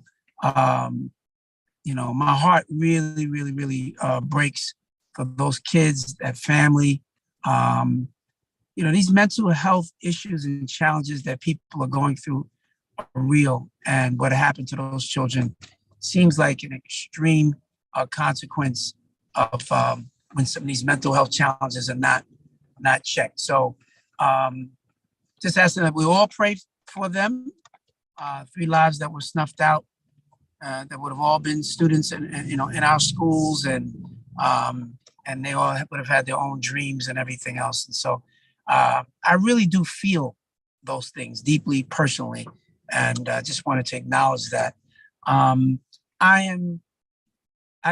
coming from 2 events already this morning, one with the mayor and many members of the city administration at the intake center for all the asylum seekers and their children who are coming in, and the various city agencies, and how we have been all working to support them. Really, really good coordination and a very solid press conference to talk about how the city is helping. As you know, we've got quite a few of these young people who are coming into our schools, and I couldn't be prouder of the work that the DOE has done. DOE always gets a bad rap on a lot of things, and many times deservedly so. But this is one that we are doing a really good job. The coordination, helping these students get assimilated into our schools. There have been some press that has spoken to a number of these families who have said it's been seamless. And I want to thank all the members of our team who have worked to do that. It's been great. I was with Michael a few weeks back as we at the Brooklyn Kings Theater, as we welcome thousands of new teachers into our schools, and that new fresh energy, fresh blood that is needed every year in our schools is critically important. And I'm really thrilled about that and how that has played out. We're just going to do everything we can to be supportive to all of our new teachers as they enter the system. And speaking of new teachers, I'm literally just coming out of a press conference with the Dominican consulate. We have a group of Dominican educators in New York called ADASA. And one of the things that they sought to do was to help us to get more bilingual teachers and teachers from the Dominican Republic to come here to help plug some of the gap that we have with a lot of our schools. And so we just welcomed in a cohort of about 25 teachers from the Dominican Republic. It's the beginning of a long-term relationship that we are building. I couldn't be more excited. The energy was palpable, and these are folks who we need, and they're gonna come in and do great work in our schools. And so those are just some of the highlights of things that are happening right now. Hopefully most of you heard the other day, we made a big announcement with our career pathways. We did that at the JP Morgan Chase. As you know, our theme that we work from is Bright Starts and Bold Futures. And the Bright Starts is really about the literacy work that we're doing. Building a solid literacy foundation. If we don't do anything else in our schools, we have to ensure that by third grade, all of our young people know how to read. There should be no excuses around that, because we set kids up for failure if they don't know how to read by the third grade. And then we have to spend millions more dollars to try to fix a problem down the line, that if we got it right from the beginning, the entire system would be better off. So that's what we're committed to. That's the Bright Starts. The Bold Futures is, and Michael and I have been spending a lot of time, he's also personally very interested in this issue around career pathways, CTE work, whether students are going to college or not going to college. We want every single student who graduates from our schools to have a post-secondary plan, a real pathway to success. It's not enough to go to school just for school's sake. It has to be a real purpose. And that's what we're committed to. And those are the two big things that this administration is really going to be focused on. And I think the last part I would mention is another highlight that I had this week. I kicked off the week with a special surprise visit from Cardi B, who wanted to visit her old middle school in the Bronx. And what was so interesting about that was when she came into the principal's office, she told us that she was a young lady who gave the school major challenges. She was smart, but she wasn't always doing the right thing. And she wanted to come and tell these young people about doing the right thing and don't make some of the mistakes that she made when she was younger. And she was great. I thought she was a great messenger. But I asked her, I said, did you have a favorite teacher or a teacher that impacted your life? And she started crying. And she talked about Mr. Hooks, who was her teacher in middle school, one of her teachers in middle school. And she just immediately got very emotional. She said it was the first teacher that I ever had who deeply cared about me. And I was very moved by her response. And she said, he was tough on me, but he cared about me. And she appreciated him so much. He retired a couple of years ago, but she sent a little message to him. And I thought it was a very touching moment. She's a cultural influencer. She's crazy as she can be, but she was wonderful, great energy. And she made a pledge of $100,000 for a music program at the school. And so it was a wonderful way to kick off the week. And I think it just really talks about the diversity of what New York is and what it's all about and what we're all about. And so we've gotten off to a very good start to the school year. Thank you so much, Chancellor. There's two Sure. questions. Yeah, I would like to say this also. I would like to ask, because I know I talked about this last time that I was on, but we intend in the not too distant future to make an announcement about admissions and our enrollment processes for next year. And I know that's an area that we talked about last time and that people have very strong feelings about. And I'd love to stop talking and actually hear in the remaining time that we have from those from Cpac who have suggestions that they would like to make as relates to our admissions, because we're going to be making decisions in the coming days. Okay, so we have a hard stop. Not me. The Chancellor has a hard stop at 11:30 because he has another meeting. At 11:30, I'm going to ask those who can to put their suggestions in the chat. I'm going to let Veronica and Kathy ask their questions because they had their hands up first, but the chancellor really wants to hear recommendations regarding the enrollment and the admission process.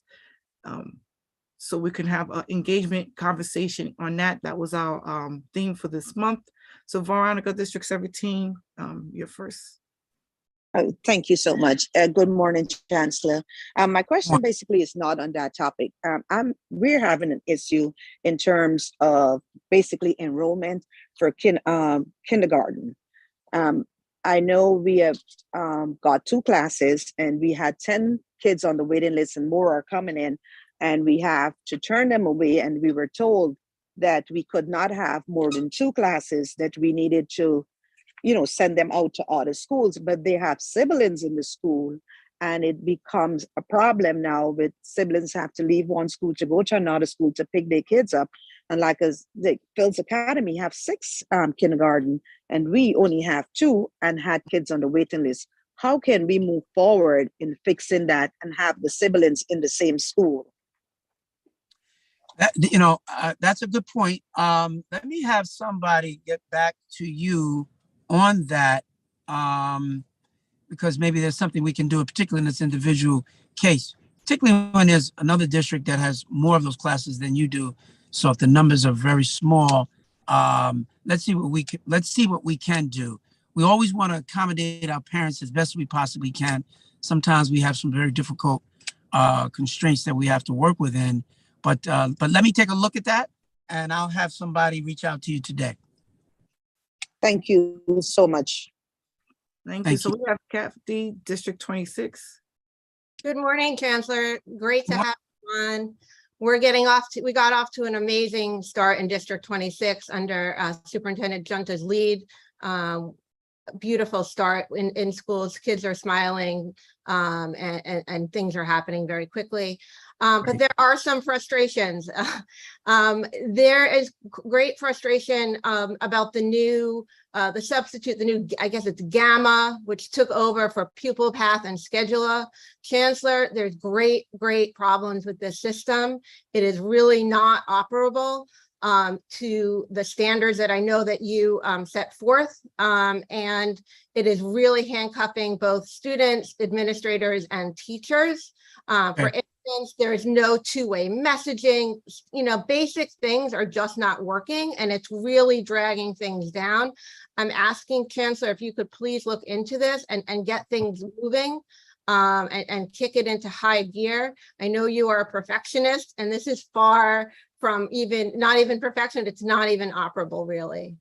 Okay, I'm glad that you brought that to my attention. I appreciate that. Thank you. I'll look into that way. And then also, in District 26, we are very passionate about making sure our kids get everything that they've earned. As I've said to you on other occasions, Chancellor, District 26, we are asking that our students' hard work matter in terms of high school admissions. We have lost many families because that has not occurred. We're asking, Chancellor, that you please put in merit-based admissions back. We're also asking, Chancellor, that the date for the Shazat exam be given immediately. We know it's going to be given. There's no reason that kids should not know the date. And we're asking for geographic priorities to remain. I have to tell you, Chancellor, I have 4 children. My youngest is in 8th grade. And she was asked the other day, are you excited to be the oldest kid in the school, the 8th grader? And she is. But there's so much pressure on her already and all of her fellow students that the high school admissions is just weighs on them. It weighs on them constantly. She's a 98 average student in a G&T class, and she doesn't have any confidence that what she's worked and accomplished will matter at all. So think of her and think of all the other kids who've really put everything in. Every child deserves, every opportunity. But if a child who's worked so hard is not, is so nervous, that's not what we're here to do. And finally, Chancellor, we're asking that. I'm sorry, 2 minutes is up. There's plenty of people there. I'm asking that front doors of school buildings be locked. Yep. So let me just say, before you go to the next question, that I appreciate every one of the things that you have brought up. Duly noted on all of them. The front door locking is something that we have been looking at throughout the summer. There are some logistical challenges around doing that. We're hoping ultimately to get a camera door locking system that would work. And we'd like to really start out with elementary schools and then move into middle and high schools. But for some of the schools, you know, they don't have doors. As an example, they don't have glass doors, they have steel doors. And if you lock them, then you have to have the bell that works. And then you have to have people going back and forth to the door if you don't have the ability to unlock the door electronically. And some of the school safety desks are not really close to the front door. Some of schools, they are very close. Others, it's a long haul to the front door. So we have over 1,600 buildings. We are looking at that. When we saw these mass shootings around the country, that was one of the first things that was brought to my attention. Why don't we just lock the front doors? So we are deeply looking at it. And ultimately, we're going to come up with a system that will be able to do that. It's going to cost us dollars. It's going to cost millions of dollars to be able to do it. But it's something that we're looking at very closely. We've been talking to a number of different companies, figuring out who can do it best, who can do it soonest. So stay tuned for that. Thank you, Chancellor. So suggestions and recommendations are being put in the chat. Okay. We have 5 minutes. So the last two individuals will be District 6, Luis Camillo, followed by District 8, Angela Torres. Good morning, Chancellor Banks. Thank you for, coming to our meeting today. I'll make it brief. On April 27th, Middle School 223, known as the Mott Hall School in Manhattan, they got approved by PEP to be relocated or reseated at M164 building on Edgecombe and 164th. They moved everything from the old building, but they don't have any Wi-Fi in the third and fourth floor, which is occupied by M223. First and second is MS328, the prevailing school. And so the teaching is done in science through a curriculum that's online. The teachers can't print. There's no phones at all. So I know Mr. Rapasan last month talked about, having drills in case of a shooting or whatever. So right now, if a teacher's in her classroom, they cannot communicate with another classroom or in and out. So I think those two things, they're being worked on by an office called Office of School Planning, but it's no priority. They're not giving a timeline, and the school has an accelerated program in math, science, technology. And as the PTA president and the district 6 president's council president, I've really don't talk too much in these meetings, but this is very urgent. I hope that somehow maybe we can communicate with DIT, because they have contractors, to really make this very urgent. Our schools always score high in the state test. My daughter was the valedictorian in June, 99.5, like overall average during the end of the year. And I really wish my son is a 6th grader there for them to be able to continue the instruction, because, the no Wi-Fi third and fourth floor is really interfering with instruction. Thank you. Let me ask you a quick question. Has this been brought to the superintendent's attention? Yes, there's a gentleman named Mr. Hoke, Rashan Hoke. He's sort of like new. He came from the borough office, and right. The thing is, they're working on it, but there's no timeline, and time is wasting. A lot of the teachers are frustrated. I had a meeting with the principal and someone who's, I think, is being touted to be the assistant principal. He's not yet with that title, but there's no urgency, and our school is it's going to fall behind because the kids are on a 7th grade curriculum and the 8th grade curriculum on the 8th, and then the 9th graders, the 8th graders do a 9th grade curriculum. So basically, I feel like time is running short, and we need to be able to get the Wi-Fi running, because afterwards they have to connect it to a server. Yep. So all that is going to take time. The gymnasium, one last thing, has 200 boxes that came from the old building, and the kids can't play in the gym because there are boxes there. The custodians have to serve both schools. And so right now, I'll reach out to the district. I work closely with Superintendent Ramirez, the thing is that they really have no real oversight over the central operations like the ITT. And so I think it needs like a higher authority to really let them know that they really should be accommodated as soon as possible. I appreciate you bringing all these things to my attention. We'll look into it right away. Thank you, sir. Thank you. The last question is going to be District 8, Angela Torres. Hello, good morning, Chancellor Banks. I wanted to just bring up 3 quick things to your attention. I'll be very brief. Number 1, if you could please look into for DIIT and translation services. It seems like what I've been hearing is that it's been taking much longer for DIIT to get back to people.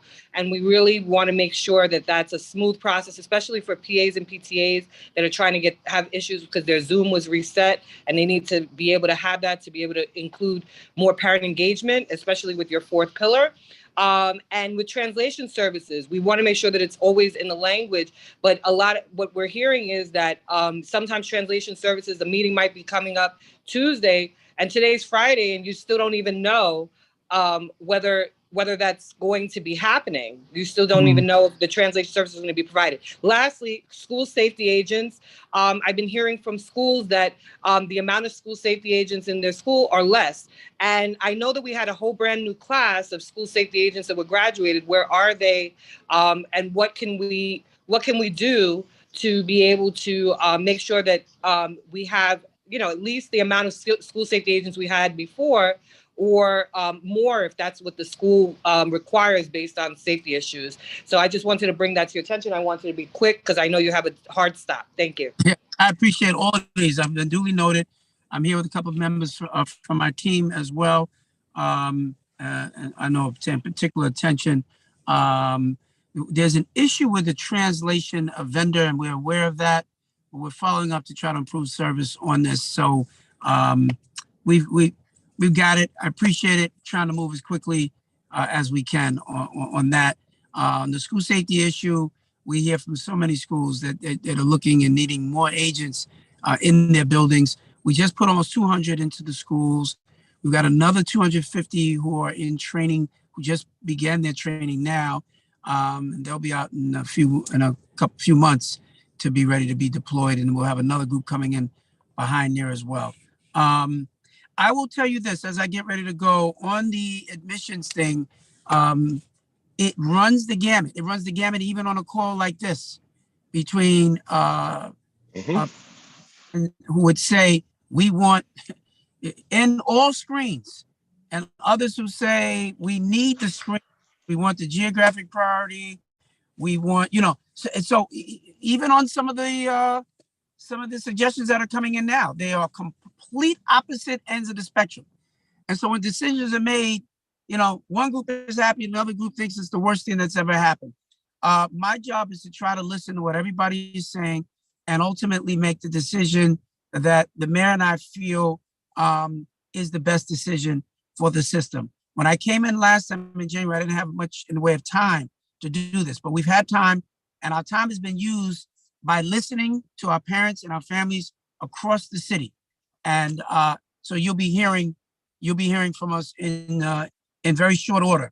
Issues around the Shasat exam, giving that date right away. I hear that loud and clear, as I've heard all the other suggestions. So let me just thank you, Madam Chair, for the time. I'm sorry to have taken time away and making our esteemed UFT chair. Don't worry about it. We have to wait a little bit. I'm sorry, but I've turned the floor back over to him, and I've got all of this, and we're going to be following up on everything. But thank you, everyone. Thank you, Chancellor. See you soon. Thank you. All right. Bye-bye. Michael, you have the floor. Sure. So listen, so what, and this is where I was getting to anyway, so I'm glad the chancellor was here. We've had a succession of chancellors and mayors who said the same thing to us over and over again, to all the parents, to us, everybody who works in the school system. We're going to make the Department of Ed work for the schools, right? And they've all failed. Let's just be clear. They've all failed. We have this massive bureaucracy. So in terms of where we go for the rest of this year, our focus is going to be on this chancellor is going, it has not failed, but he's just started. And he really does understand that we need to change the Department of Education itself is not in a position, because it has chosen not to be in a position to be very quick to respond, receptive to outside ideas. They'll meet with all of us, as we all know. They'll meet with us forever, and they go, you're right, and we're going to get back to you on that. And we've had years and years of that, and that's been their philosophy. So the chancellor comes in, and as you know, as of September, this is their issue now is the superintendent's in charge. If the superintendent doesn't get something fixed, they want to know about it. But my conversation with the chancellor, there's certain things the superintendent's not in charge of. Any services that are central to the entire city, like we just heard about different issues of moving in from one school to another. There's no Wi-Fi on the floors. That's absurd, right? So I'm sure the superintendent wants that fixed, but how come the DOE itself has not learned how to move in a different direction? You have hotlines to call. How do those work out? Those don't work out real well, do they? We have what's known as HR Connect for every teacher. If they have any sort of problem with anything to do with human resources, you call. You wait hours to get through. Hours and hours and hours. And when you finally get through, you know what they tell them? Oh, if there's a problem, call your union. Well, why do we have an HR department, right? So the chancellor doesn't disagree with these things. So it's really, how do we all keep the pressure on the things, the policies that we know are near and dear to us? And I think this chancellor spoke very well now just about the admissions and enrollment policies. There's a myriad of different ideas all over, but it's also, that's more, it's a lot like teaching a class. Like, you have to differentiate your instruction for every student. That's what you do.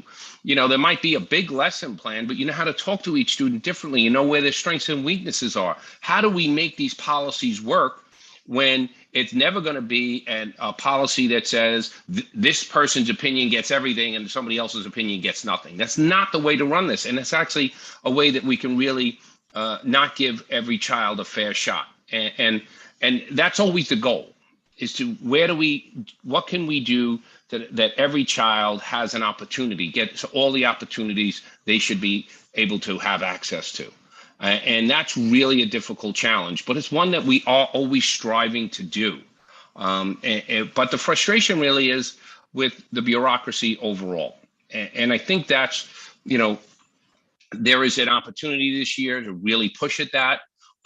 Keep supplying evidence to the chancellor of the things that are working, things that aren't working. We did have a smooth opening. We had a smooth opening, right? And a lot of that has to do, you know, over the last couple of years, the last 2 years of the previous administration, schools were truly left on their own, literally on their own. So you really have this sense that the schools are like, okay, we know how to deal with this. We had a very smooth opening, but that doesn't mean we shouldn't be saying we can do better if we start utilizing all of the resources that the Department of Education has. And they, you know, in our conversations with them all times, and I'm like, it's called a school system, not a bureaucracy system. And the most important piece of a school system is the school, not the people who work outside of it who think they're special. But it's about the people who actually work with the children, who are the most important people that we have in our school system. So how do we make that really become the focus of this administration? And he is, you know, David is definitely trying. And for those of you who have been here for a while and have your students, you know, different generations and different parts of your family in the school system, and you're still advocates, I can't thank you enough. But you know, this has been the big struggle. This has always been the big struggle about how that when you look at a hierarchy of our school system, it should never be the chancellor, the principals, and everybody else on top. It should always be the student on top, and the school is on top, and the DOE should be on the bottom. And the DOE should be on the bottom because you're supposed to be the foundation that holds up the student and the school. And that's really the challenge we've had. And you know, this chancellor has shown that he's trying to really make a difference that way, but we'll see where it goes. I mean, but we just have to keep pushing on it, just like we finally did the class sizes, literally 50 years. But you go back to the Contracts for Excellence case, That takes 17 years. The state finally settles it. Then we have an economic collapse, the Wall Street collapse, and the state never fulfills its obligation to the children of New York City. Of course, people have forgotten because so many people who were involved in that in the beginning are no longer involved with schools or no longer here. But the court ruled, and rightfully so, that New York City students were being deprived of their basic educational rights because New York State was not funding our school system correctly. That was a court ruling. And one of the major components of the inequity was the class size. Those are just factual. And, you know, it took till this year. I mean, you're talking about almost 30 years of this process. It took till this year for the state finally to meet its obligation. And I give the governor and the Senate and the Assembly all the credit. They came into this session and said, we're finally going to meet the obligation that we owe. And the governor I was at a briefing that she did at the Senate and the Assembly, and she said, it's not that you owe it to the mayor or you owe it to the city of New York, or you owe it to any municipality in our state that has challenging students. You owe it to those children, is what she said. And everybody stood and applauded, and they made good on it. But we know if you ask the Department of Education, not the chancellor believes in class size, but if you ask the DOE, they told us for years how you can't do it. Well, we can do it, and we're going to get it done. But overall, I really look at this year, again, as always an opportunity for what we can do working together. I know one of our things is going to be to keep that pressure and focus of the chancellor on how do you make that DOE Central actually work for the schools, the students, and the parents.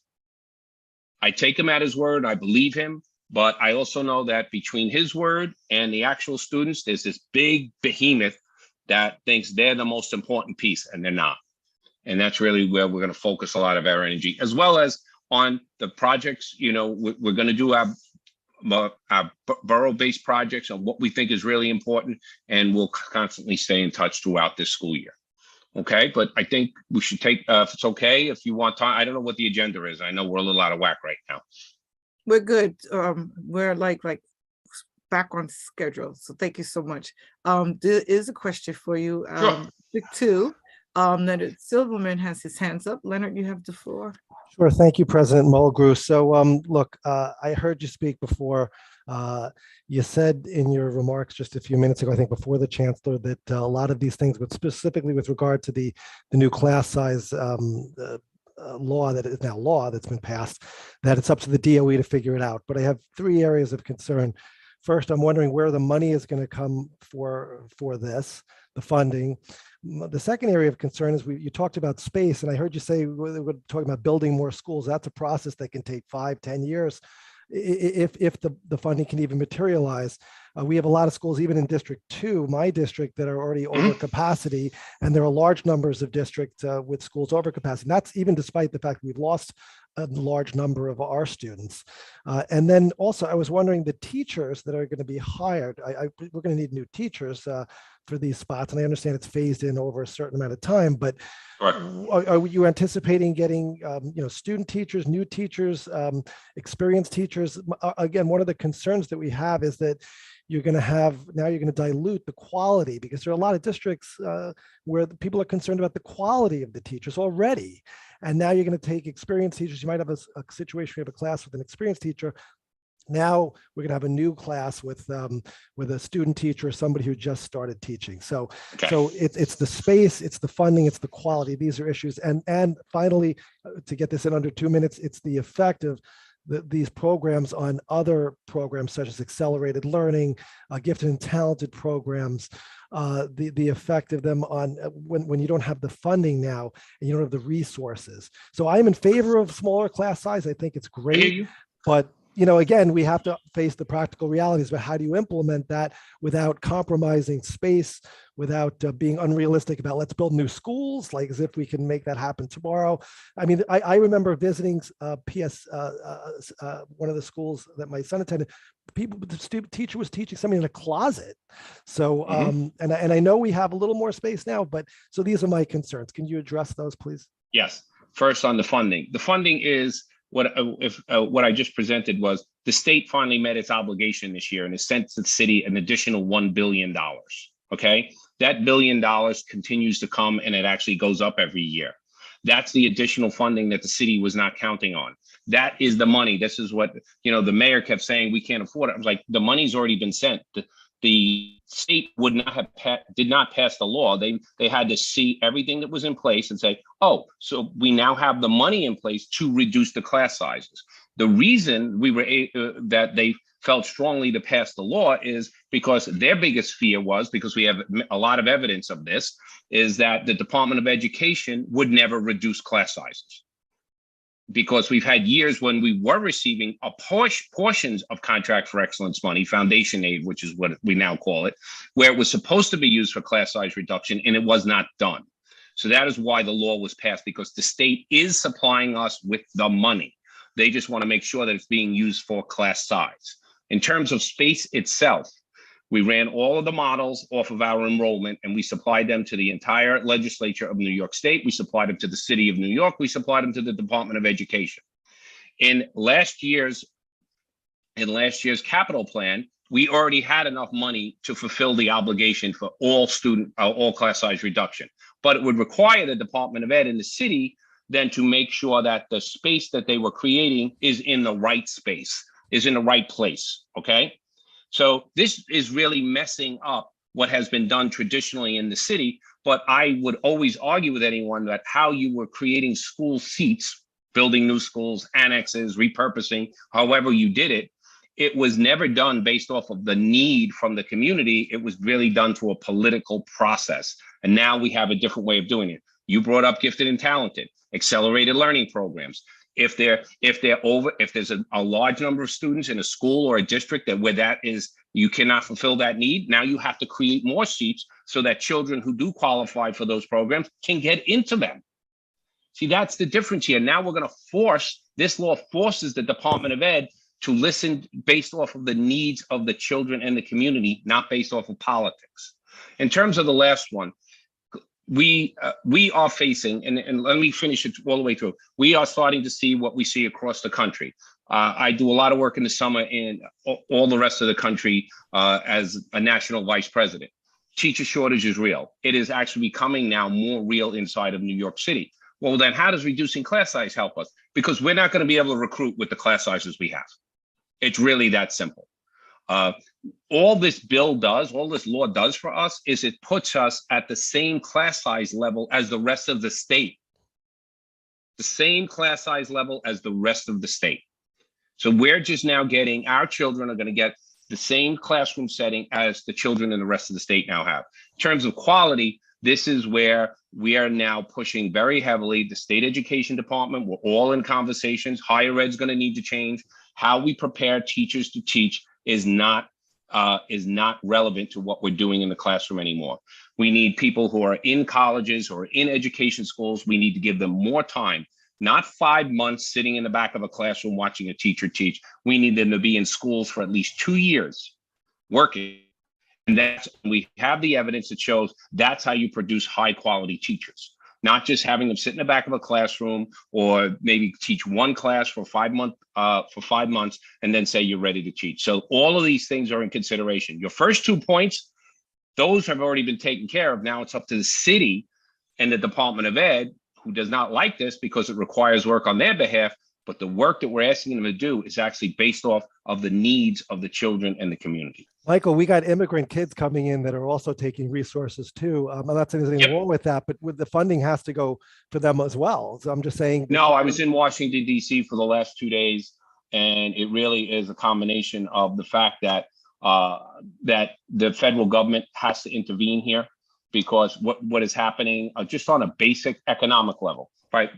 The humanity is, for me, we've spoken with people who are helping these children do a transition. There's a lot of challenges here. There's a lot of damage here.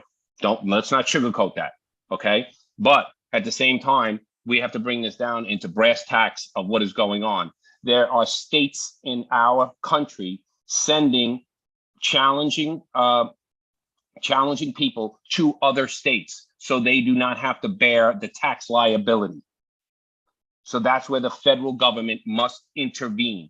We're saying we welcome you with open arms. But at the same time, we have to now have a recognition that you have certain states shipping people out so they don't have to support these folks and shipping them to other places that are willing to do that.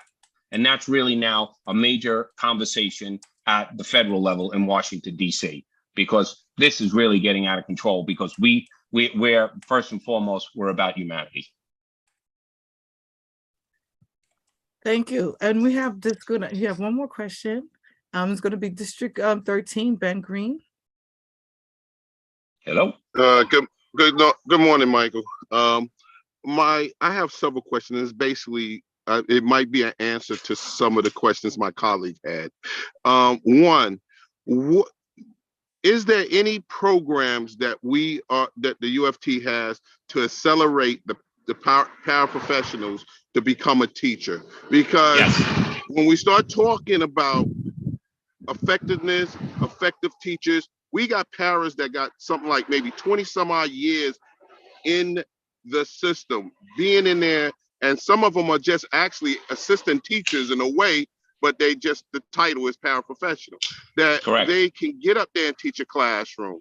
And what happens, what I'm hearing a lot of from in my district, a lot of the paraprofessionals, it's so much red tape to become a teacher in that. Also, we have parents that been trying to transition into being a teacher with this teacher shortage, and but it's very tricky about how a parent moves from being a parent to being a teacher. You know, we got to go through all this college. Some of our teachers, especially in our Black and brown areas, a lot of our parents can't afford to go to college and do 4 years of college, then do another 2 more years and get their bachelor, their masters, and then 30 other more credits. Is there anything that the UFT can assist parents and these paraprofessionals to escalate these of them to become a teacher? Because I think that would create some shortage. But it also, we create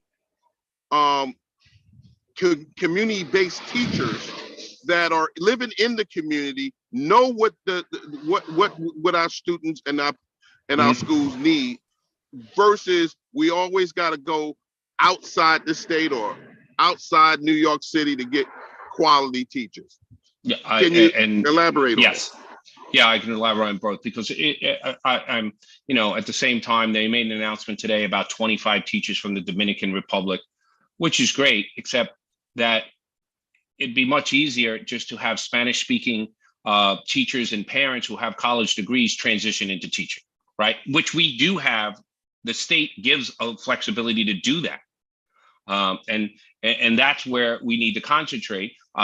Fine, I'm very happy. We have teachers coming from the Dominican Republic. We've done this before when we've had major challenges. We've had teachers come from the Philippines, the Caribbean, from Europe in past, some with success, some without.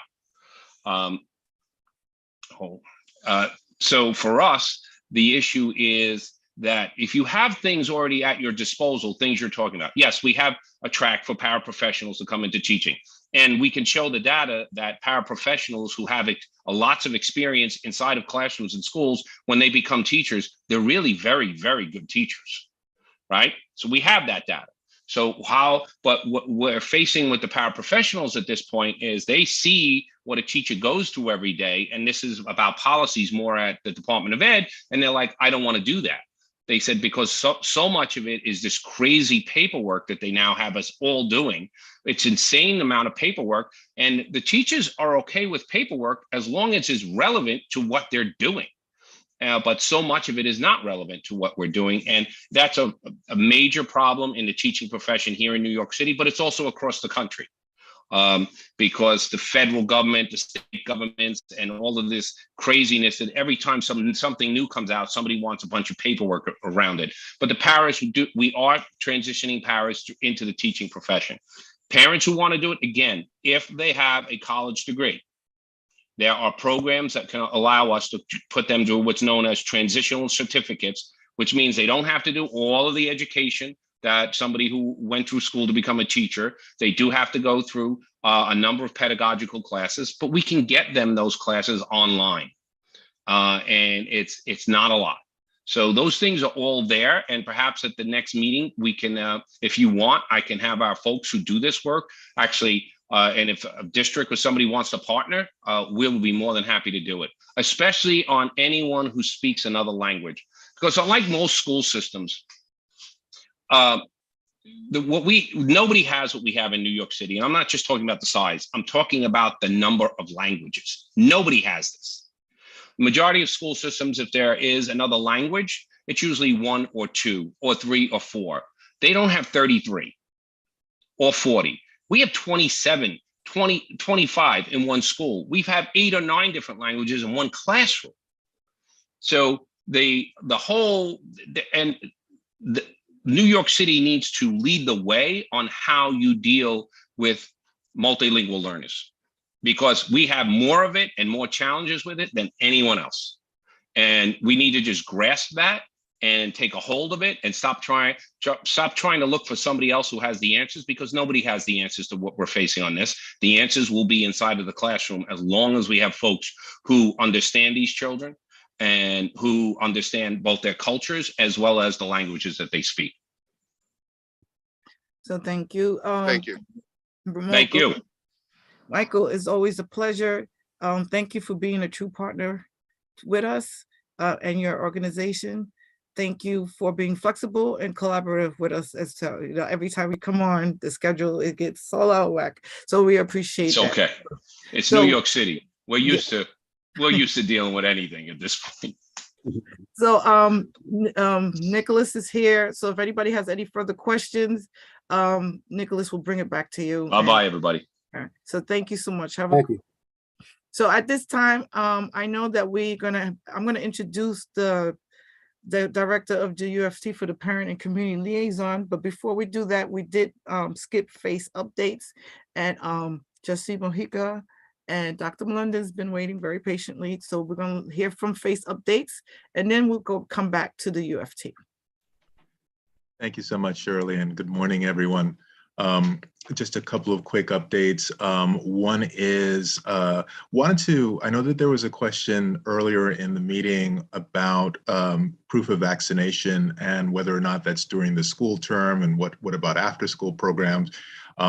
So proof of vaccination is always presented at schools, like during the school day, and as well as after, in after school programs. So parents would need to, I think that was a question earlier today, show proof of vaccination to enter a school building, regardless of whether it's during the school day or at a meeting after school hours. So I just wanted to confirm that, because I believe that was a question earlier that was raised. The other is, wanted to talk about ongoing professional development. So FACE's next professional development is a professional development for PAs and PTAs and president's councils. And the subject will be on conducting expedited elections. So that will be on Wednesday, September 21st. The session will provide, step-by-step instructions on conducting expedited elections and how to fill vacancies.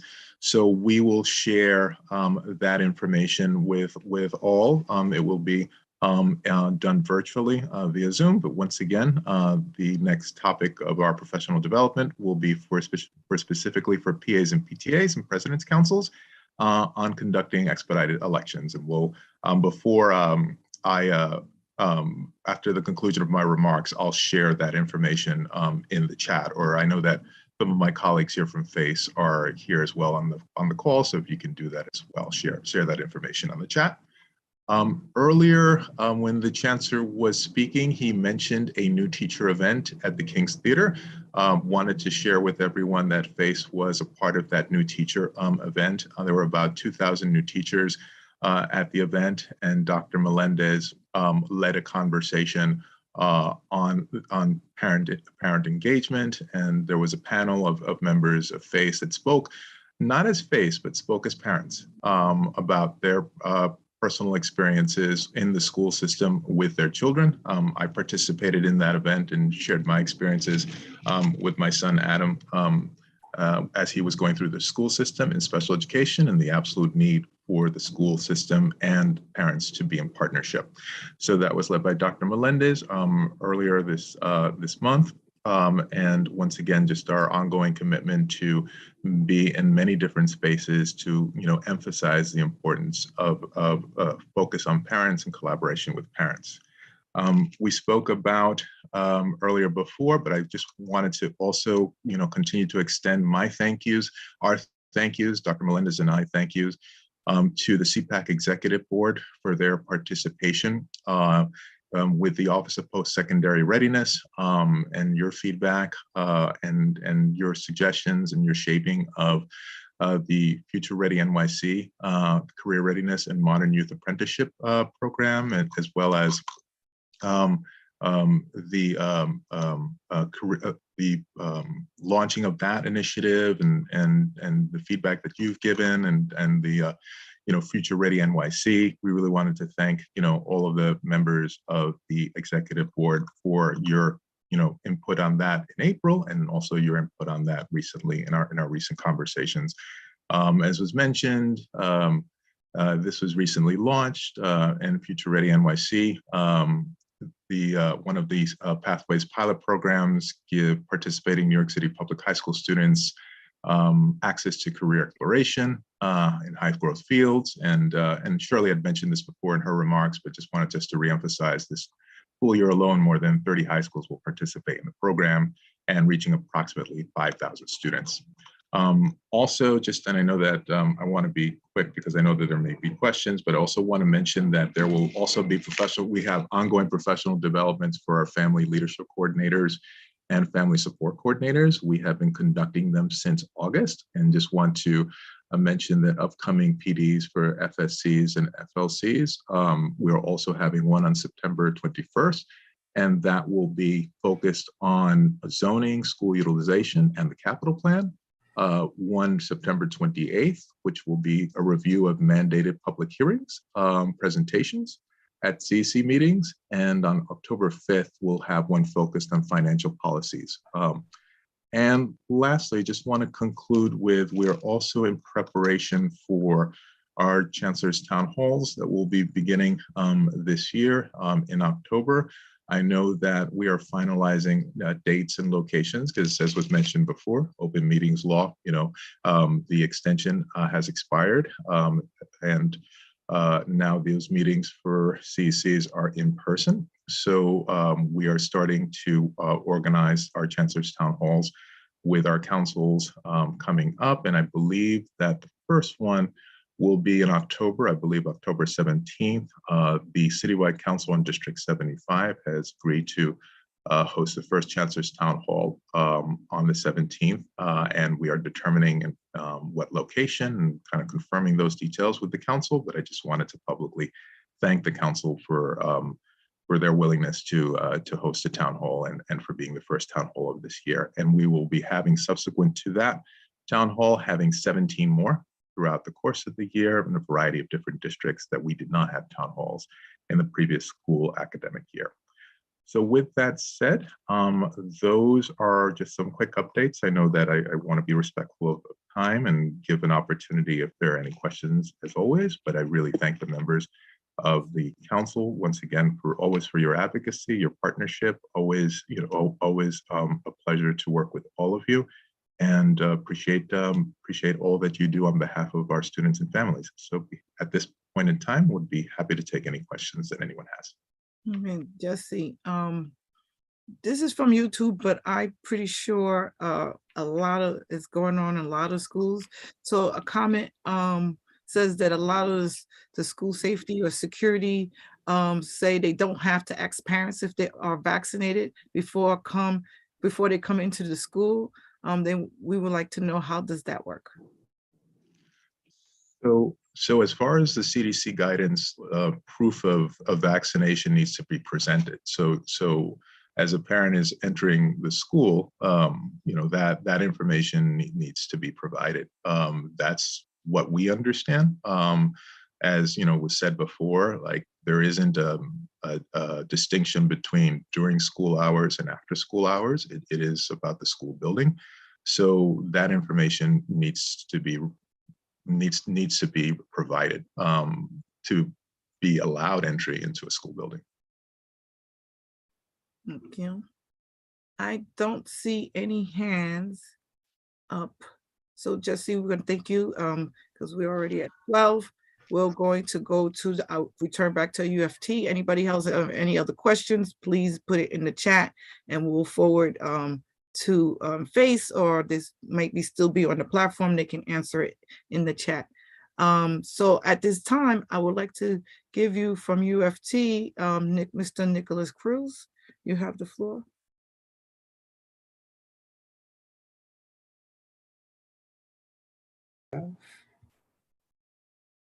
Good afternoon, good people. Cpac fam, thank you very much again to the chairs of this hardworking committee for the invitation and continued conversations, right, of growing our collective parent voices. I want to go on the record to thank Chancellor Banks, Deputy Chancellor Quintana for their vision, right, of empowering families to be partners, right? It's on us to make them,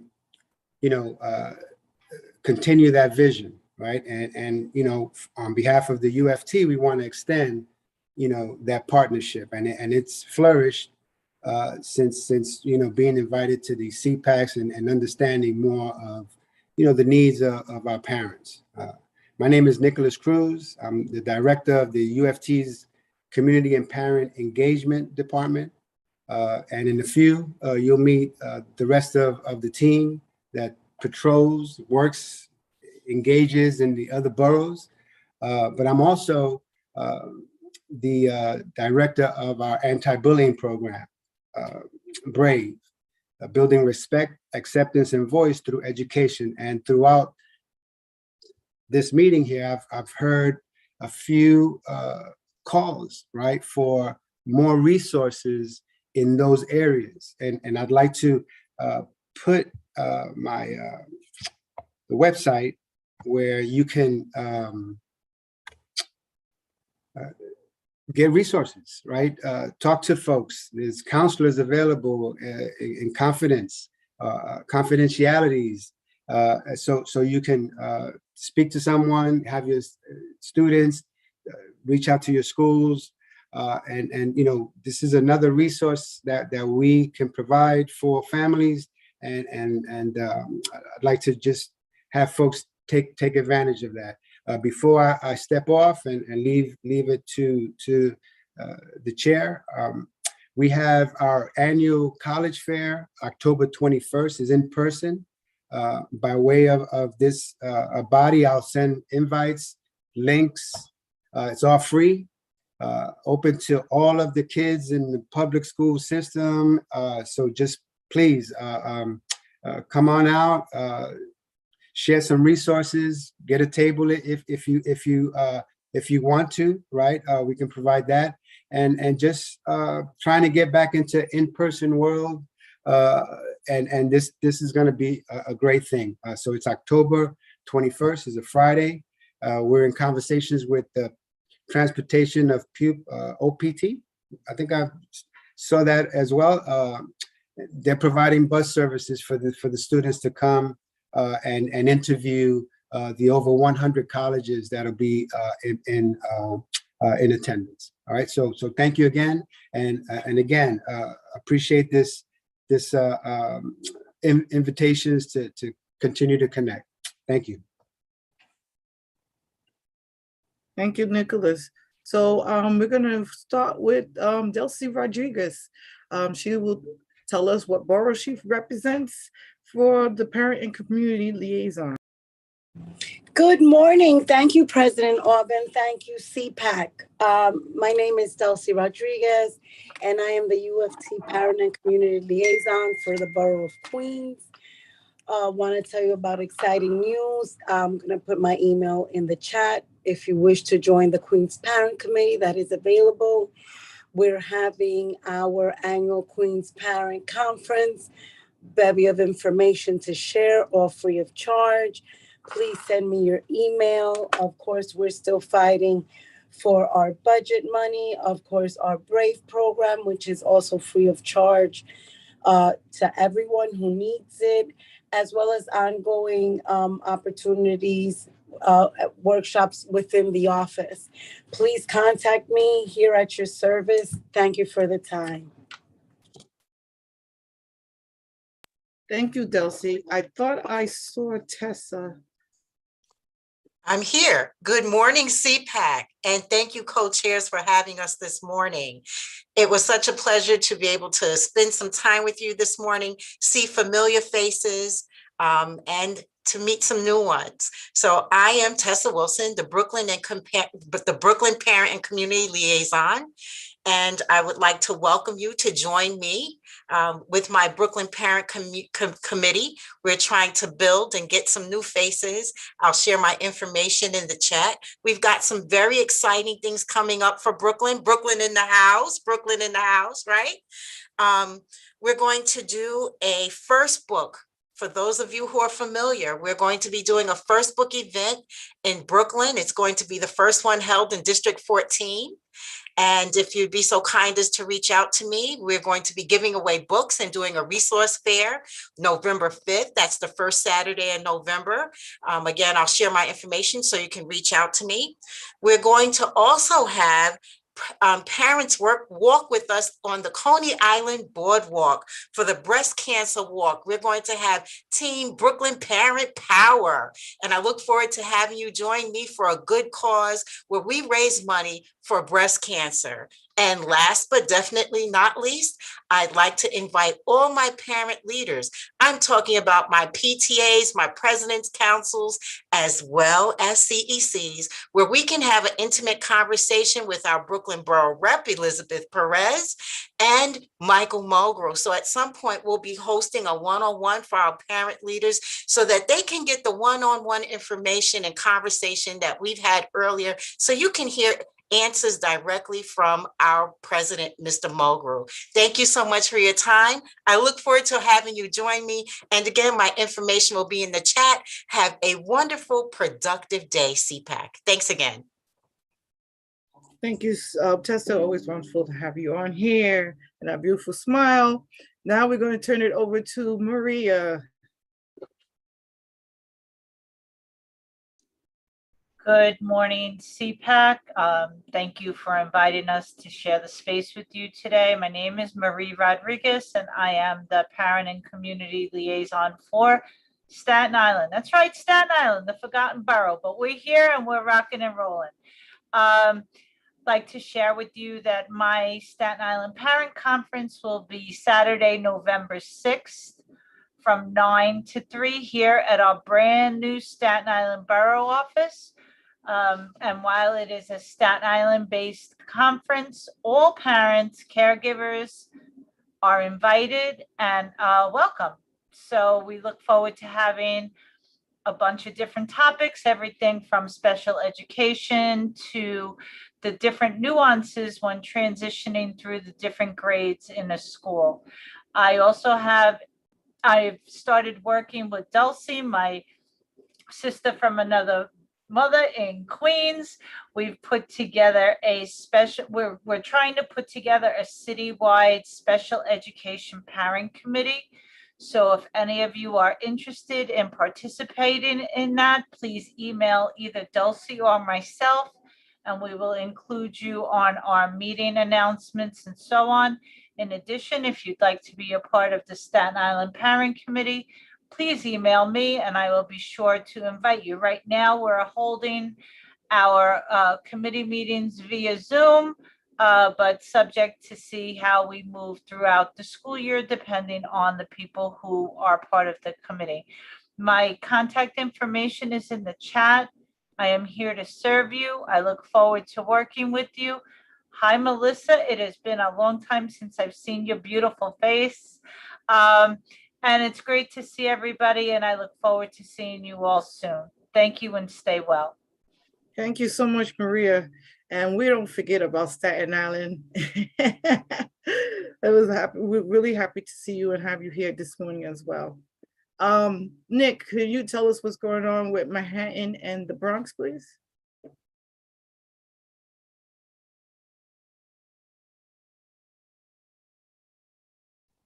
Yes, hi.